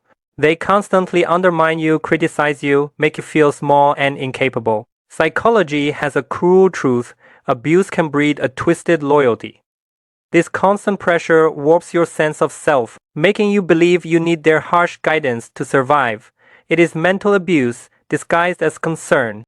If you feel smaller in their presence, that is not love, that is erosion. These people are architects of instability. Their tools are curiosity without care, morality without integrity, pain as a commodity, and criticism as control. Your peace is your greatest responsibility. Protect it fiercely. Distance is not cruelty, it is self-preservation. Your stable mind, your smooth life, it begins with the courage to say enough, to walk away, and to protect the gentle flame of your spirit from those who come only to blow it out. Choose yourself, guard your peace. Your journey to a stable, powerful life starts now. Have you ever won an argument and yet felt defeated inside? You proved your logic, every point landed, the crowd nodded, and still, your heart felt drained, tired, strangely hollow. Or maybe no matter how clear the facts were, the other person stayed frozen in their world, and the conversation became an unbreakable wall. Ordinary people treat arguments like a battlefield, a place to conquer, a place to humiliate, a place to prove I am right. But the truly wise, they realize something deeper. Energy is the real currency of life, not victory. Your energy is sacred. Wasting it on meaningless fights is the most expensive mistake in life, so they live by 4 silent rules, 4 arguments they never participate in. Rule 1: never argue with people on different levels of experience. Facts don't change, minds, identity does. You can shout from the top of the mountain that there's an ocean beyond, but the man in the valley has never seen water beyond the river. To him, you're a liar. Not because you're wrong, but because his world has no space for your truth. You don't argue position, you collide with it. And every collision widens the distance. Rule 2: never argue taste, values, or aesthetics. Cognition is history. Taste is memory. Values are scar tissue. What is treasure to you may be noise to another. What is wisdom to him may sound like nonsense to you. Trying to force someone to think like you is not persuasion, it's arrogance. Rule 3: never argue with emotions. When anger speaks, the mind shuts down. When jealousy breathes, logic suffocates. You're not debating a person, you're wrestling the storm.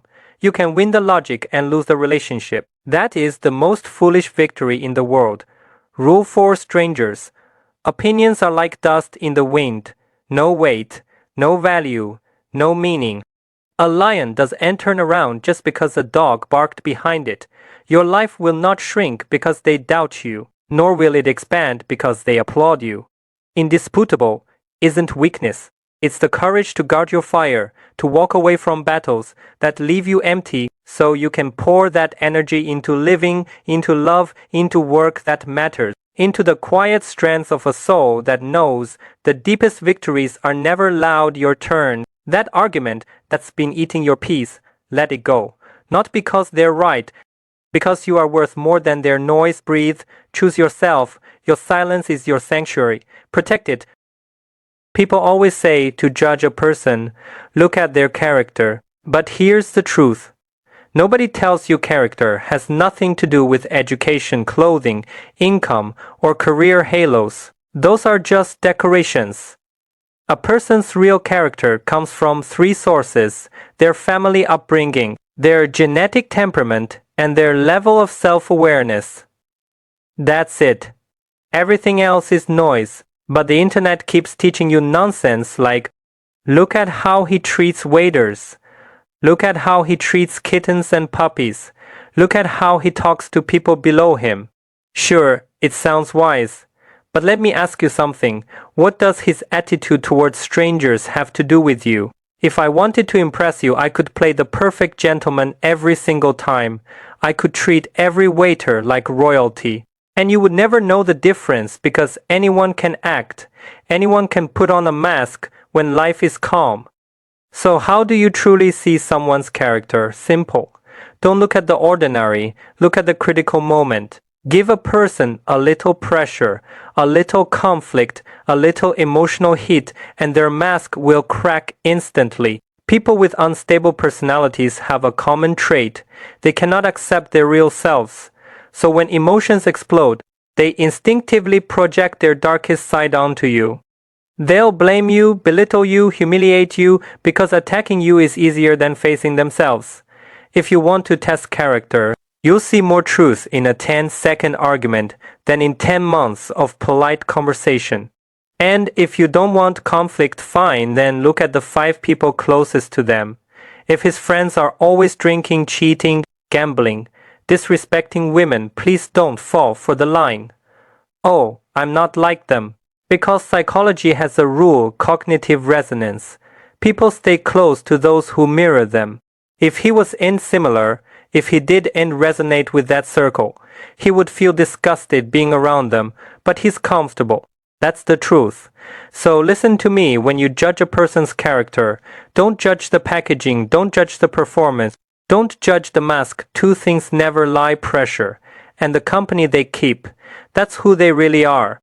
And that's whether they deserve a place in your life. Take the phrase, be yourself. Just listen to it for a second. Absurd, isn't it? Do you really need to be yourself? You're already you. Standing, breathing, existing. So what does it even mean to be yourself? This whole idea, love yourself, be your true self, become the best version of you. It's everywhere. And honestly, it has turned into a product. A beautifully packaged emotional commodity sold by media, influence, brand, all wrapped in pastel colors and warm slogans. But here's the contradiction. It tells you to be yourself, and at the same time implies you're not enough. That there's another version of you somewhere ahead, the ideal self, the curated, filtered, improved you, and your job is to chase it. So now there are two yous, the real you right here, and the imaginary you waiting somewhere in the distance, holding a checklist. But who created that checklist? Who decided what this ideal self should look like? Not you, consumerism did. Self-help culture did. Marketing accounts did.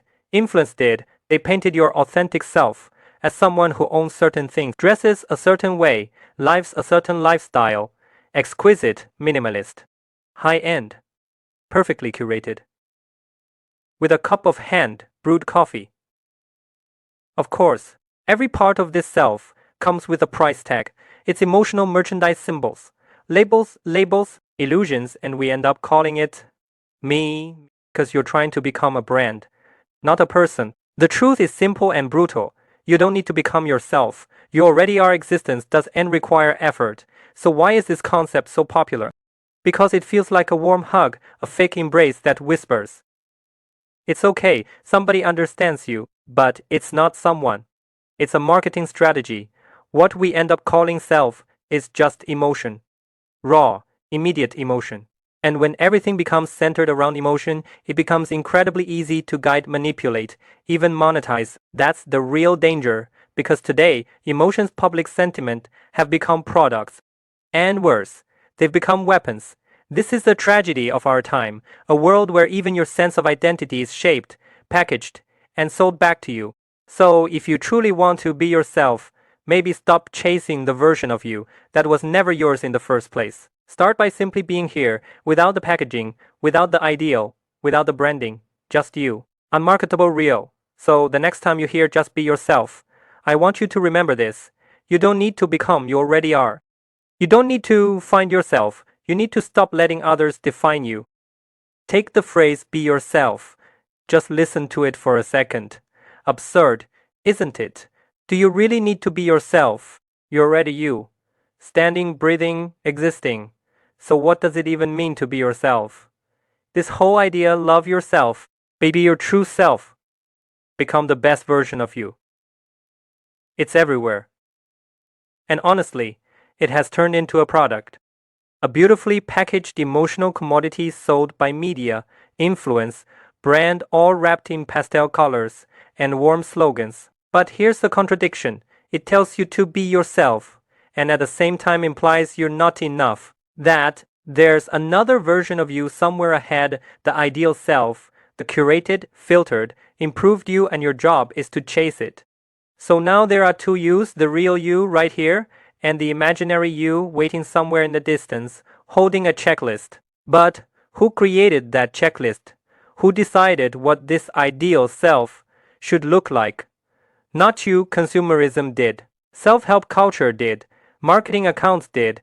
Influence did. They painted your authentic self as someone who owns certain things, dresses a certain way, lives a certain lifestyle, exquisite, minimalist, high-end, perfectly curated, with a cup of hand-brewed coffee. Of course, every part of this self comes with a price tag. It's emotional merchandise symbols, labels, illusions, and we end up calling it me because you're trying to become a brand, not a person. The truth is simple and brutal. You don't need to become yourself. You already are. Existence doesn't require effort. So why is this concept so popular? Because it feels like a warm hug, a fake embrace that whispers, it's okay, somebody understands you, but it's not someone. It's a marketing strategy. What we end up calling self is just emotion. Raw, immediate emotion. And when everything becomes centered around emotion, it becomes incredibly easy to guide, manipulate, even monetize. That's the real danger, because today, emotions, public sentiment have become products. And worse, they've become weapons. This is the tragedy of our time, a world where even your sense of identity is shaped, packaged, and sold back to you. So, if you truly want to be yourself, maybe stop chasing the version of you that was never yours in the first place. Start by simply being here, without the packaging, without the ideal, without the branding, just you. Unmarketable real. So, the next time you hear just be yourself, I want you to remember this. You don't need to become, you already are. You don't need to find yourself. You need to stop letting others define you. You know that one friend, the one who acts like they're doing you a favor just by being in your life. The more you give, the more they take. The kinder you are, the more entitled they become. When I first started building my network, I thought being nice was the key. I was always available, always listening, always giving. I stayed up late. I offered emotional support. I even lent money. But you know what I got in return? Complaints, gossip, betrayal. There was this one friend. I helped him finish a project, even paid over $3,000 out of my own pocket. And when it was done, not a thank you. Just, he did not really help much. That's when it hit me. Not everyone deserves a front row seat in your life. A low-value friend isn't defined by their bank account. It's defined by their awareness, their emotional maturity, their ability to see beyond themselves. They come to you with problems, not for solutions, but for attention. They expect your energy, but offer nothing in return. They operate with a high attitude, but bring low value to your life. In psychology, there's a term helper syndrome. It's when you confuse being needed with being valued. You keep giving to feel worthy. But the truth is, you don't have to save everyone. Your role isn't to heal people who don't want to be healed. If you're nice to everyone, you're being unfair to those who truly deserve your kindness. You're pouring your best energy into relationships that drain you, while the real ones, the worthy ones, are left waiting. Stop being the 24/7 convenience store for emotional beggars. Start being the exclusive gallery where only a select few get admission. You don't exist to serve people who don't see your worth. You exist to grow, to glow, and to protect your energy. For those who respect it, value it, and give back just as much, your circle should lift you, not leave you feeling used. It's time to choose you. Have you ever wondered why you keep getting hurt? Why your trust is so easily broken, while others seem to move through life untouched? It's not because you're naive. It's not because you're stupid. It's because you learned to survive in a home where love was unpredictable. Maybe your parents' emotions were a roller coaster, one moment kind, the next angry for no reason. Promises were made and often broken. You were just a child. You could end leave. You could end question. So you did the only thing you could. You forced yourself to believe. You told yourself, they love me. Next time will be different. Because that hope was the only way you felt safe. That pattern, that survival mechanism never left you. It grew up with you. Now, as an adult, when a friend lets you down, when a partner isn't reliable, that inner child takes over. You see the red flags, but you're afraid to doubt, afraid to question, afraid that honesty will break the relationship. So you trust blindly, you give fully, and you end up hurt again. But here's the truth you need to hear. You are not that helpless child anymore. You don't need to trade your boundaries for a false sense of security. You don't need to ignore your intuition to feel loved. Before you trust someone without question, pause and ask yourself one powerful thing. Am I trusting them because I'm afraid of losing them, or because their actions have truly earned my trust? That single question can break the cycle. It can bring you back to your own power. You have the right to doubt. You have the right to say no. You have the right to protect the heart that has always known how to love so deeply. Your kindness is not a weakness, it's your strength. But now, it's time to guard it. with the wisdom your inner child never had. You've survived long enough. Now it's time to live awake, aware, and free. Do not let anyone keep you small. Some people around you are not guiding you, they're controlling you. Look closely. If someone constantly points out your flaws, questions your every move, kills your confidence the moment you feel proud, they're not helping you grow, they're building a position above you. Because once you start doubting yourself, once you lose your momentum, their voice becomes the loudest. And it's not because they're smarter or stronger, it's because you handed them the authority to judge you. You cared about their opinions, so their criticism became less out, their denial became truth. But here's the part they fear the most. The moment you stop caring, you finally see how insecure they really are. People who suppress you aren't more capable. They're just unable to build their own value, so they raise themselves by lowering you. They can't grow, so they collect people. They can dominate. The quickest way to break this pattern, force clarity. Ask for specifics. You said, I can't do this. Tell me exactly what part can be done. You said it. For my own good. Explain how. Be specific. You want me to follow your advice. Can you guarantee the consequences? Watch what happens. They freeze.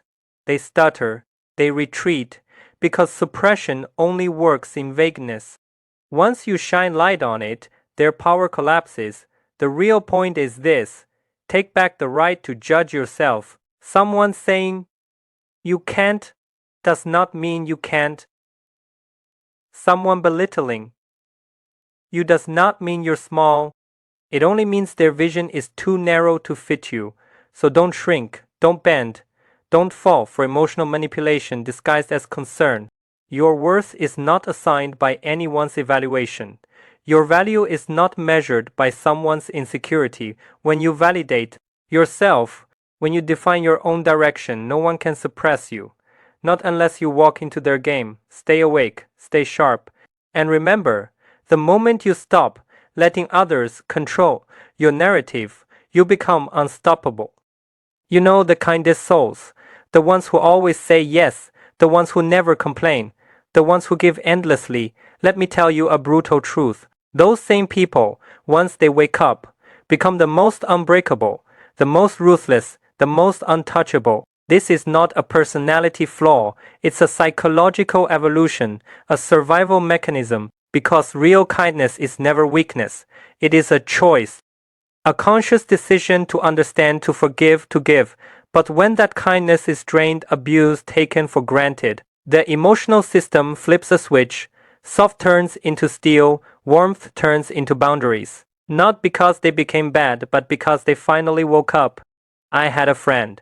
He was my high school classmate, a yes man, always available, always helping, loaned money, never returned, worked overtime, never promoted. He said helping others made him feel valuable. Then he got ill, he needed help. He reached out, silence, excuses, empty chairs. That's when it hit him. I spent 10 years being a good person. And one day to realize good people are just tools. And once a kind person realizes that, their entire worldview fractures. They stop being endlessly available. They stop saying yes out of guilt. They stop bleeding themselves dry to keep others warm. People said he changed, that he became colder, more realistic. But do you know what actually changed? He finally respected himself. He built boundaries. I've been there too. I had stayed up nights so many times helping my friends with their projects for free. He took all the credit, didn't even thank me. That was my turning point now.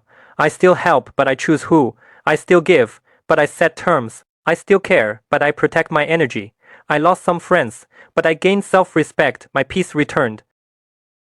Here's the truth. Unconditional kindness destroys people. Principled kindness saves them. Kindness needs edges. It needs choices. The right people should feel warmth. The wrong people should hit your boundaries like a wall. That's why you think kind people become ruthless. But what you're seeing isn't cruelty, it's clarity. It's wisdom carved from scars. It's a person who has finally learned. My energy is not free. My time is not infinite. My kindness is not for everyone. So if you feel guilty about saying no, if you worry someone will leave because you set boundaries, let them leave. They were never yours to begin with. Remember this, kindness is a choice, not an obligation. Ruthlessness is protection, not indifference. Your kindness is precious. Stop giving it to people who treat it like it's cheap. Be warm to the right people. Be ruthless with the wrong ones. Because true strength is not being kind to everyone, but knowing exactly who deserves your kindness and who deserves your distance. The ugly truth behind unexplained hate. Have you ever been hit by hate you never saw coming? You're just living your life, being you. And then it arrives, the cold shoulder, the nasty comment, the unexplained glare, that sudden, shocking malice, and the first question you ask is, what did I do wrong? Stop. Let me be clear. This is not your fault. This is a shadow game of the human psyche. Your light, your success, your simple happiness, it acts like a mirror. It reflects everything they feel. They lack. Your joy highlights their emptiness. Your peace screams about their inner chaos. This is their pain. Looking for a target. When people can't build themselves up, they try to tear you down. It's called projection. They dump their own insecurities onto you, call you arrogant for being confident, call you fake for being kind. So what do you do when the poison flies? First, see the shadow, recognize the attack for what it truly is, a scream of their own inner lack. Second, guard your glow. Their words are not your truth. Don't let their narrative become your burden. Third, own your light. Keep shining. Keep growing. Your self-worth is not up for debate. The ultimate freedom. It's not about being liked by everyone. It's having the courage to be disliked and choosing to shine anyway. Real malice doesn't mean you did something wrong. It often means you did something right, you live too loud, you love too freely, you shone too bright, and that is your power. Never ever dim your light.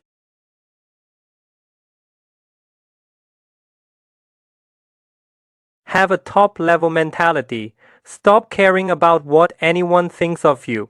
Because here's the hard truth.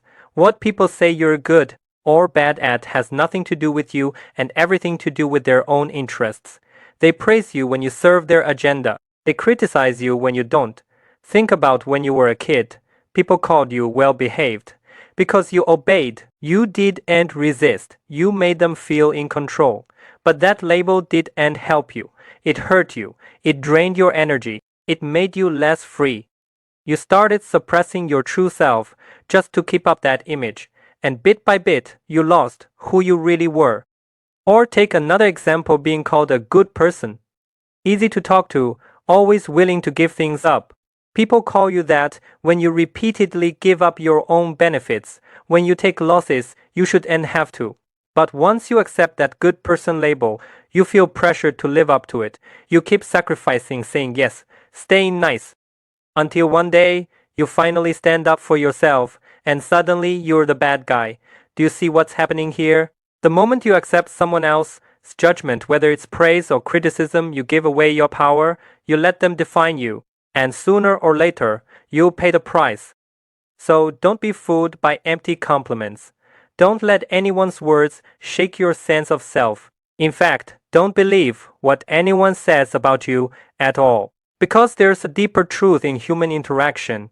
What people say about you says more about them than it does about you. Their opinions are projections of their own insecurities, values, and past experiences. For instance, if someone constantly criticizes your appearance, it's likely because they're deeply insecure about their own. If they belittle your career or salary, it's probably because they feel inadequate about theirs. It's not about you, it's about them. We all see the world through our own lens. Our perceptions are shaped by our experiences and beliefs. If you keep looking to others for validation, you'll always be led by someone else's leash. And in the end, you lose. They win. So what should you do when faced with judgment? Don't explain, don't react, don't step into their frame. Just remember, When someone judges you, they're only judging themselves. See the facts, separate their story from your truth. So many people in this society have been tamed, their values built to serve others, their standards shaped by outside expectations. That's not the real you. If you want to live authentically, listen to your own inner voice, grow in the direction you want. Stop letting other people's opinions write the story of your life. You are the author. Take back the pen. The hidden logic behind being misunderstood. Let me tell you a truth most people never realize. People don't misunderstand you because they're stupid. People misunderstand you because they want to. Think about it. Anyone who truly knows you, they can't misunderstand you easily. Anyone who is neutral toward you, they won't misunderstand you either, because neutral people don't spend their time guessing your motives. They simply observe, think and move. So, who misunderstands you the most? People who already carry opinions about you. People who already have bias against you. And here's the twist. When they misunderstand you, it's not really misunderstanding. It's them choosing the version of you that satisfies their prejudice. So when you feel misunderstood, don't rush to explain. Don't rush to defend yourself. Stop. Ask yourself first, who is this person to me? If they're neutral, someone calm, reasonable, unrelated, then yes, explain once, just once. The right person doesn't need more. And the wrong person won't believe more anyway. But if the person already dislikes you, if they already made up their mind about you, if they want you to be wrong, then don't explain anything. Not one word, because these people don't misunderstand you by accident. They misunderstand you on purpose. And here's the real psychological strategy. For people on your side, give clarity. For people not on your side, give distance. Let them misjudge you as much as they want. Because their misunderstanding doesn't damage you, it exposes them. In fact, the more they misjudge you, the clearer your view becomes of who they truly are. So next time you are misunderstood, do not feel anxious. Do not rush into explanations. Instead, remember this one sentence. The right people don't need explanations. The wrong people won't accept them, and that is the hidden logic everyone must learn. In any group, your voice is your power. The louder you cry for help or show weakness, the more bullies enjoy it, and the less respect you get from those around you. True strength comes from dignity, presence, and confidence. Don't portray yourself as weak. Bullies, whether they kick, push, spray water, or tease, feed on fear. Don't panic, don't beg. Don't ask everyone to save you. Instead, stand your ground calmly. Say firmly, I'm done. I don't want to play anymore. This ends now. Just a few words, repeat it if needed.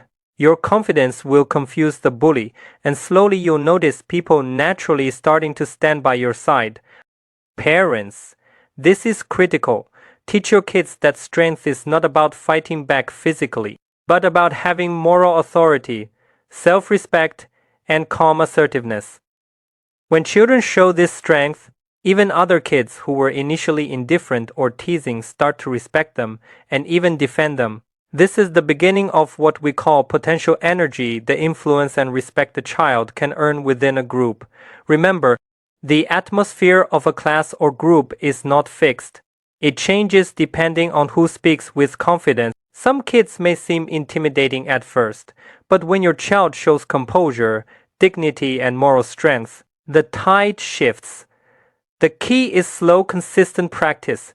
Every time your child handles a challenge with calm authority, they strengthen their voice and presence. No one is perfect.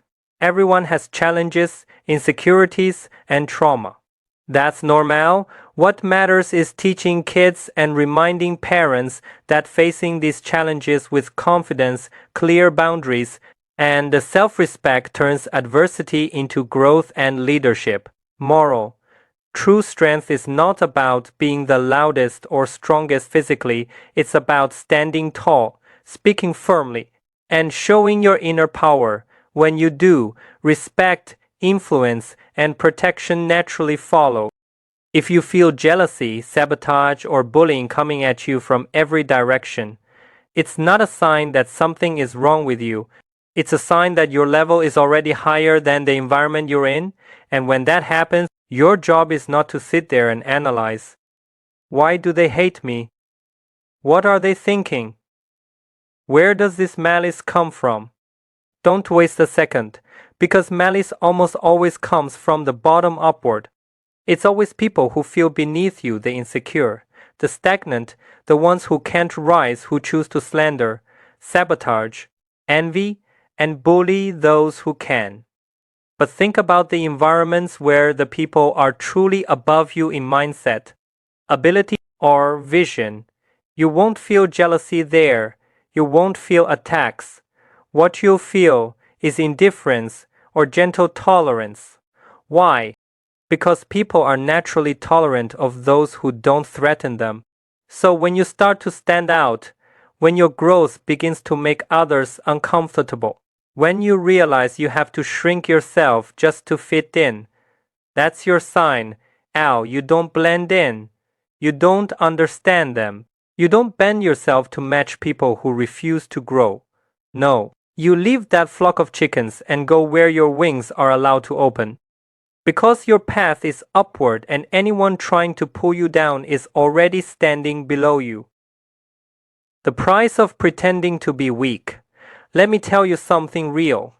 When you have to pretend to be weak just to survive, when you have to act dumb to stay safe, or play mediocre just to avoid jealousy, that's not peace. That's a warning sign. It means the environment you're in isn't worth your strength. If you find yourself lowering your light just to make others comfortable, you're in the wrong place. Because real peace doesn't require you to shrink yourself. Only toxic environments punish authenticity. Listen, pretending to be weak can be a temporary strategy. Sure, sometimes you keep quiet to avoid unnecessary drama. You act like you don't care, you smile and nod, you play along, that's fine for a while.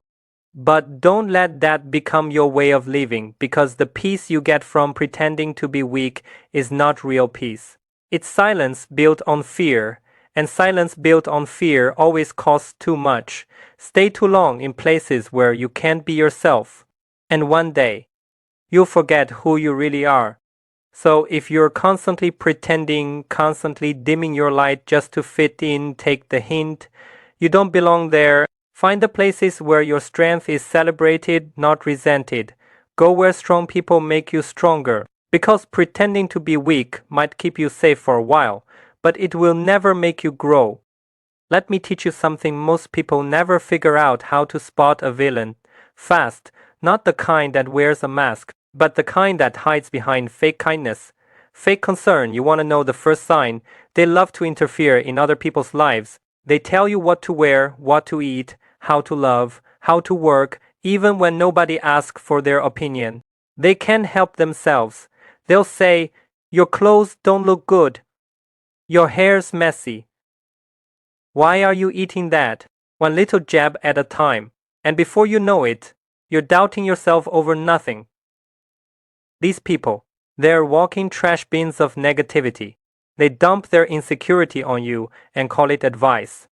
And here's the truth: people who love to meddle in your life usually have no life of their own.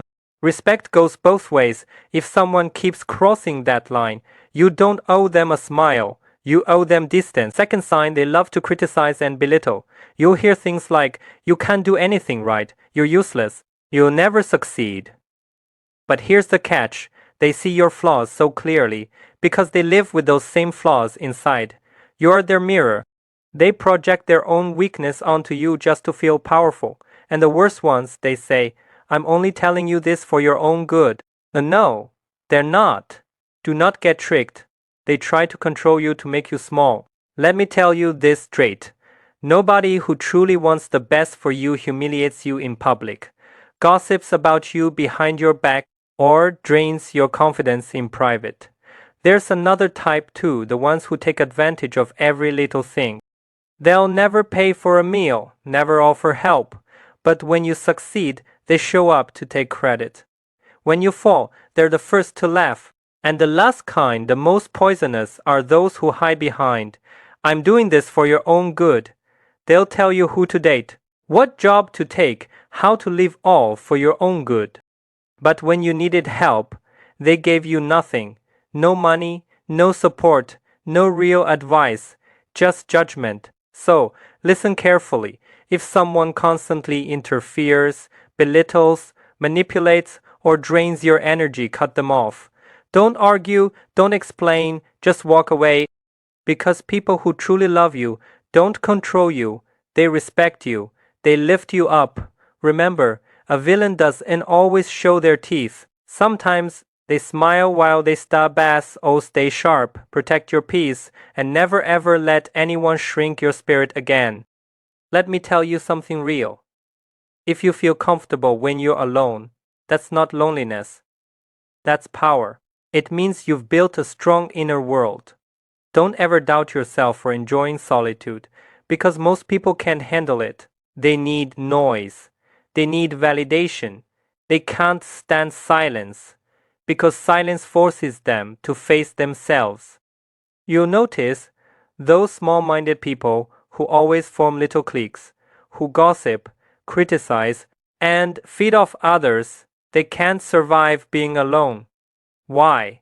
Because once they're alone, they lose their audience. They lose the chance to control, to exploit, to feel superior. Their self-worth depends on taking from others, on judging, teaching, or belittling someone just to feel tall again. But those with real strength, they turn inward. They find peace in stillness. They enjoy solitude, not because they hate people, but because they understand something deeper. High-quality solitude is far better than low-quality company. Wise people don't isolate because they're antisocial. They do it because they see through the game. They understand the noise. They just refuse to play it. It's not arrogance. It's clarity. They don't need to cater to anyone because they already found peace within themselves. Let me teach you a super simple method to spot whether someone is good or evil in the fastest way possible. Watch how they treat you when you're embarrassed, struggling, or at your lowest point. That's it. Just this one thing, and it never fails. When you're in a tough spot and they notice your pain but choose not to make you feel worse, choose not to push harder, just quietly give you space, that's kindness, that's character. But the other kind, the one who sees your weakness and keeps pressing, who takes advantage of your softness, who sees your embarrassment as an opportunity, don't lie to yourself about them. Don't say, maybe they did and mean it. No, they meant it. It's not that they don't understand you. It's that they're not good. Remember, you can see a person's true nature only when you're no longer strong.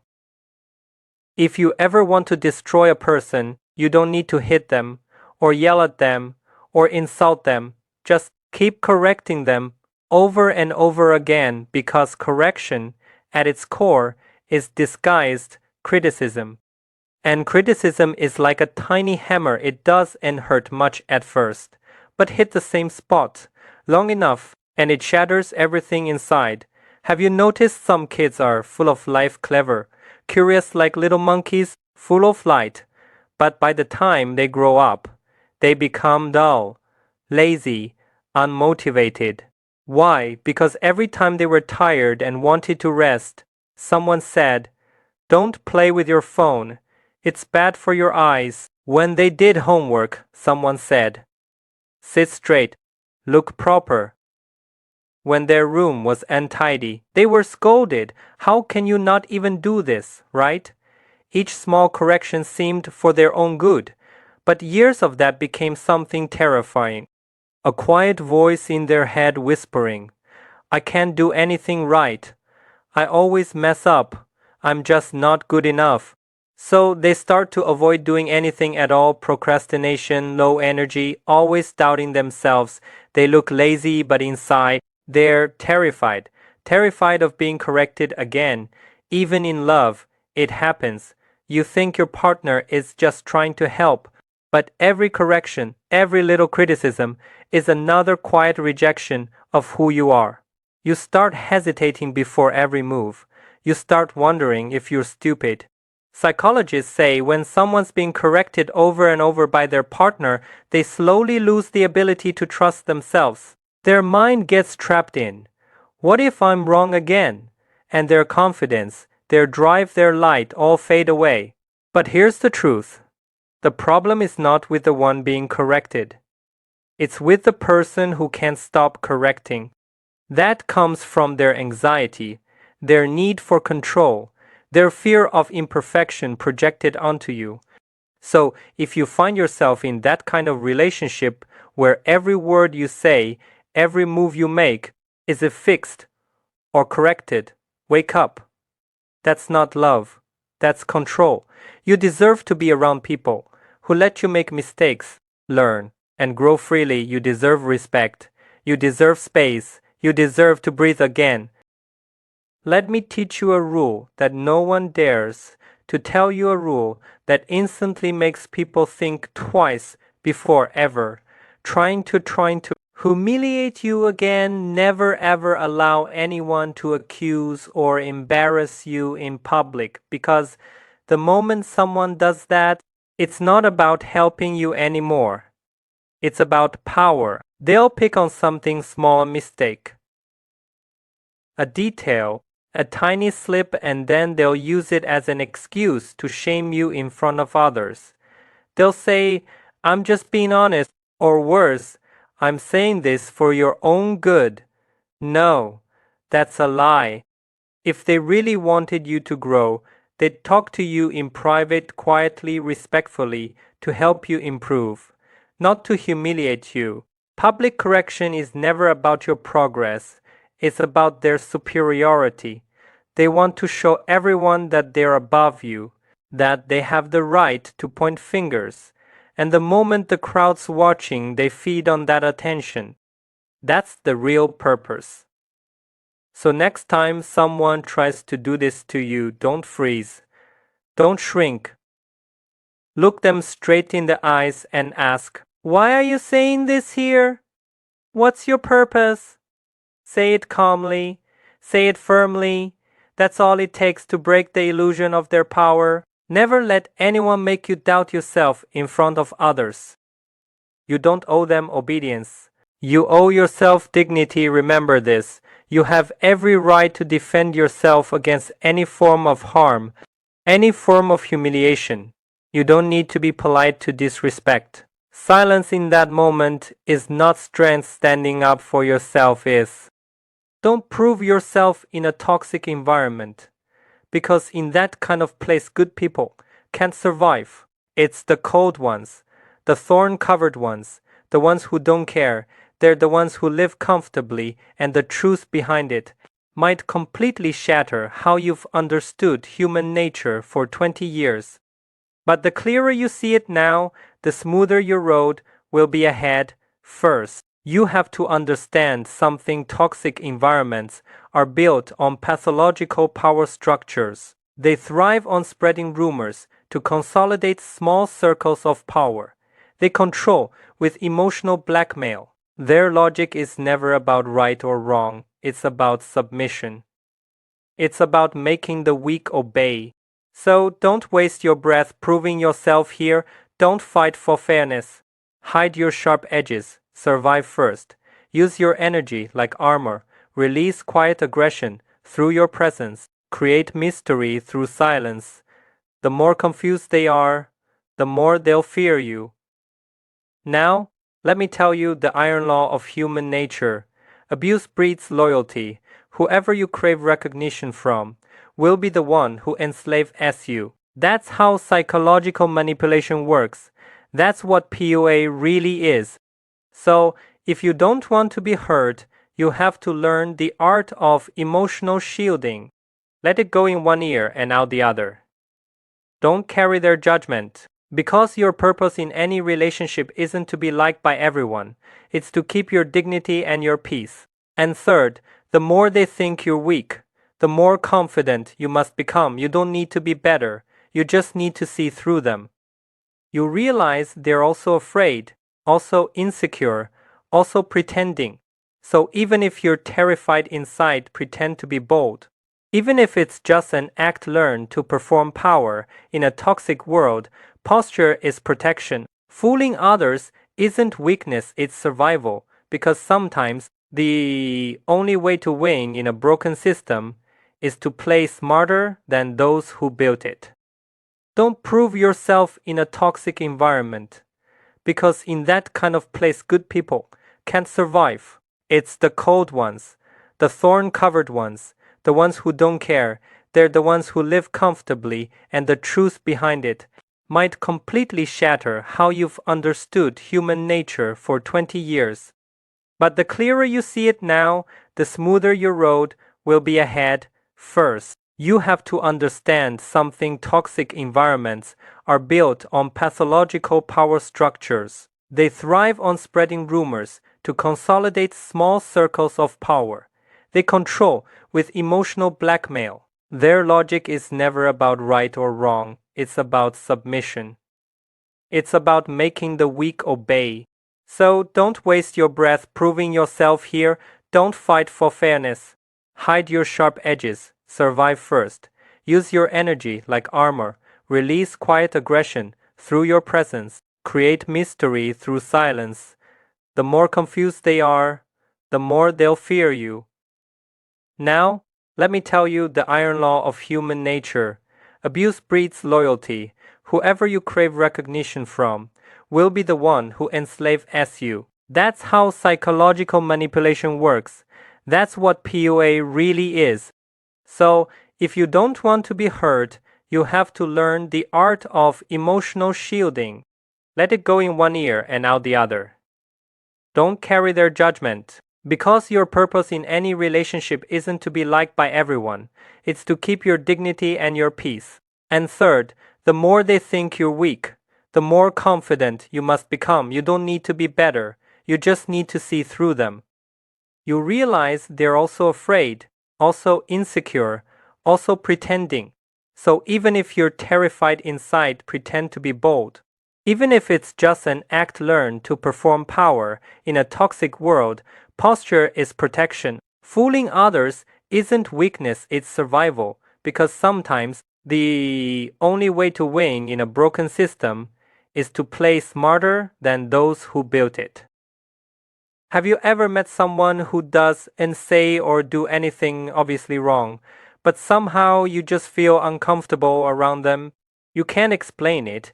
You can't point out exactly what's wrong, but deep down your gut is whispering something's not right. The moment you feel that, listen to it. Because people who make you uneasy in ways you can't describe are often far more dangerous than those who openly make you uncomfortable. Why? Because when someone clearly crosses a line, you know where you stand. You can say, that's not okay. There's honesty, even in conflict. But when someone hides behind politeness, when they smile, but their words leave you feeling small, when you walk away questioning yourself, that's a quiet form of aggression. They're not trying to connect with you. They're trying to unsettle you. They won't take responsibility because everything they do is subtle. They'll twist the energy in the room just enough to make you doubt yourself. The logic behind their behavior is simple. I want to mess with you without giving you the chance to call me out. And here's the worst part: if you tolerate it once, they'll keep doing it over and over until you start believing you're the problem. But you're not. It's just their hidden hostility disguised as charm, as humor, as just joking. So trust your instincts. If someone consistently makes you feel off, they are. If being around them drains you, it's real. Don't overanalyze it. Don't explain it away. Don't tell yourself, maybe I'm overreacting. When your body says no, listen, because your intuition sees what your eyes can't yet name. You don't need to understand why they're like that. You just need to know when to walk away. Some people don't deserve confrontation. They deserve distance. Excessive reminders. The hidden face of control disguised as care. Have you ever met someone who keeps reminding others again and again, saying things like, don't forget, hurry up? or do it this way. On the surface, it sounds like care. It looks like concern, but underneath that cloak of love often hides something else, a deep desire to control. Excessive reminders aren't just about helping, they're about anxiety. They're about fear. And they come from a profound distrust in others' ability, judgment, and sense of responsibility. Behind those constant reminders is a voice that silently says, without me, you'll mess it up. You'll forget. You won't do it right. It's not really about you. It's about their own need to keep everything under control. Because losing control to them feels unbearable, so they use reminders like ropes, tightening their grip to feel safe. Let's look at what this behavior often looks like. Number 1, the repetitive nagging.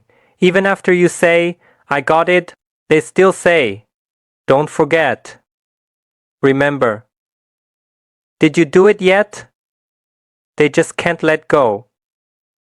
Number 2, the step-by-step control. They don't just tell you what to do, they tell you how to do it. Hold it like this. Do that first. It leaves no space for your own thinking or creativity. Number 3, the presumed failure. Before you even start, they already assume you'll fail. You'll definitely forget. So let me remind you again. It's like being convicted before the crime even happens. Number 4, taking over. They can't stand watching you do it wrong, so they just jump in and do it for you. And in that moment, they rob you of the chance to learn. Number 5, emotional blackmail. If you forget, I'll be disappointed. If you don't do it, it means you don't care about me. Now, the reminder isn't about the task, it's about guilt and emotional control. But why do people do this? Usually it comes from 3 roots. First, anxiety and insecurity. They can't stand uncertainty. They calm themselves only by controlling their surroundings and people. Second, the distorted view of failure. They see small mistakes as disasters, not realizing that failure is part of growth. Third, blurred boundaries. They can't tell where their life ends and someone else's begins.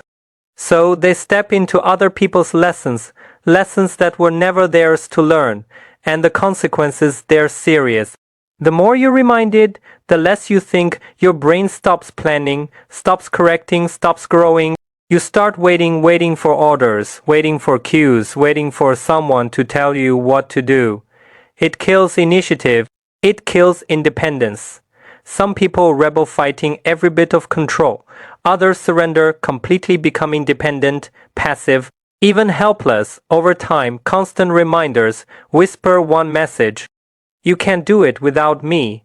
And that whisper eats away at your confidence, your self-esteem, your sense of worth. So what's the healthy alternative? How do we remind without controlling? The answer is simple, but not easy. Shift from wanting to control others to wanting to empower others. First, trust. Let go. Believe that others can learn and grow even through mistakes. Yes, the process might be messy. Yes, the outcome might not be perfect, but growth matters more than perfection. Second, allow mistakes. Let life teach the lesson. Then, talk about it calmly. What did you learn? How can we do better next time? That's how responsibility grows. Third, remind at the right time. Don't interfere before things happen. Let people experience the natural consequences, not as punishment, but as real-world feedback. After all, consequences are the best teachers. Fourth, use questions instead of commands. Replace, don't forget your umbrella, with, did you check the weather forecast? Replace, do it this way, with, what's your plan for this? Questions build awareness and self-trust. Fifth, empower, don't replace. Teach people how to build their own reminder systems, calendars, notes, habits instead of becoming their personal alarm clock. And remember, not everything needs your involvement. For safety and health, yes, be clear and responsible. But for everyday matters, give people room to breathe. In truth, excessive reminders look like love, but often hurt like control. Real love is built on trust. Real respect knows when to stay silent, and real care means truly believing that others are capable, that they will grow, that they will find their own way, because sometimes letting go is the most loving thing you can do.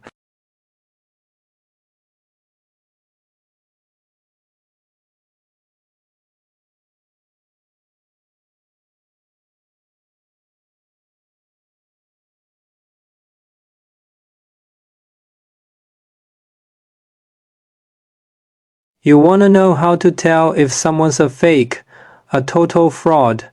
Don't look at what they say, listen to how they say it, because real people, real experts make things sound simple, crystal clear.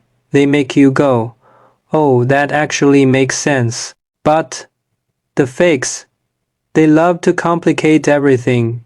They hide behind big words, confusing explanations, and empty confidence. Why? Because when you really understand something, you can explain it to anyone, even a beginner. Think about your math teacher. You stared at that problem like it was a wall, but they took a pen and broke it down in seconds. That's real mastery. So next time, watch how someone explains. If they make it clear, they know their stuff. If they make it messy, they're either bluffing you or bluffing themselves. And the same goes when you're job hunting. If a job post makes perfect sense, that's good. But if you read it and still have no clue what they want to run, it's either nonsense or a scam.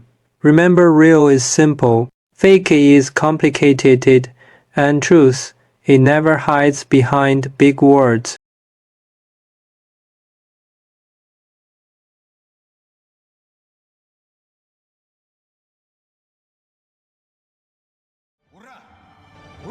If someone gets offended by you just because you said a wrong word, then trust me, you'll offend them again sooner or later.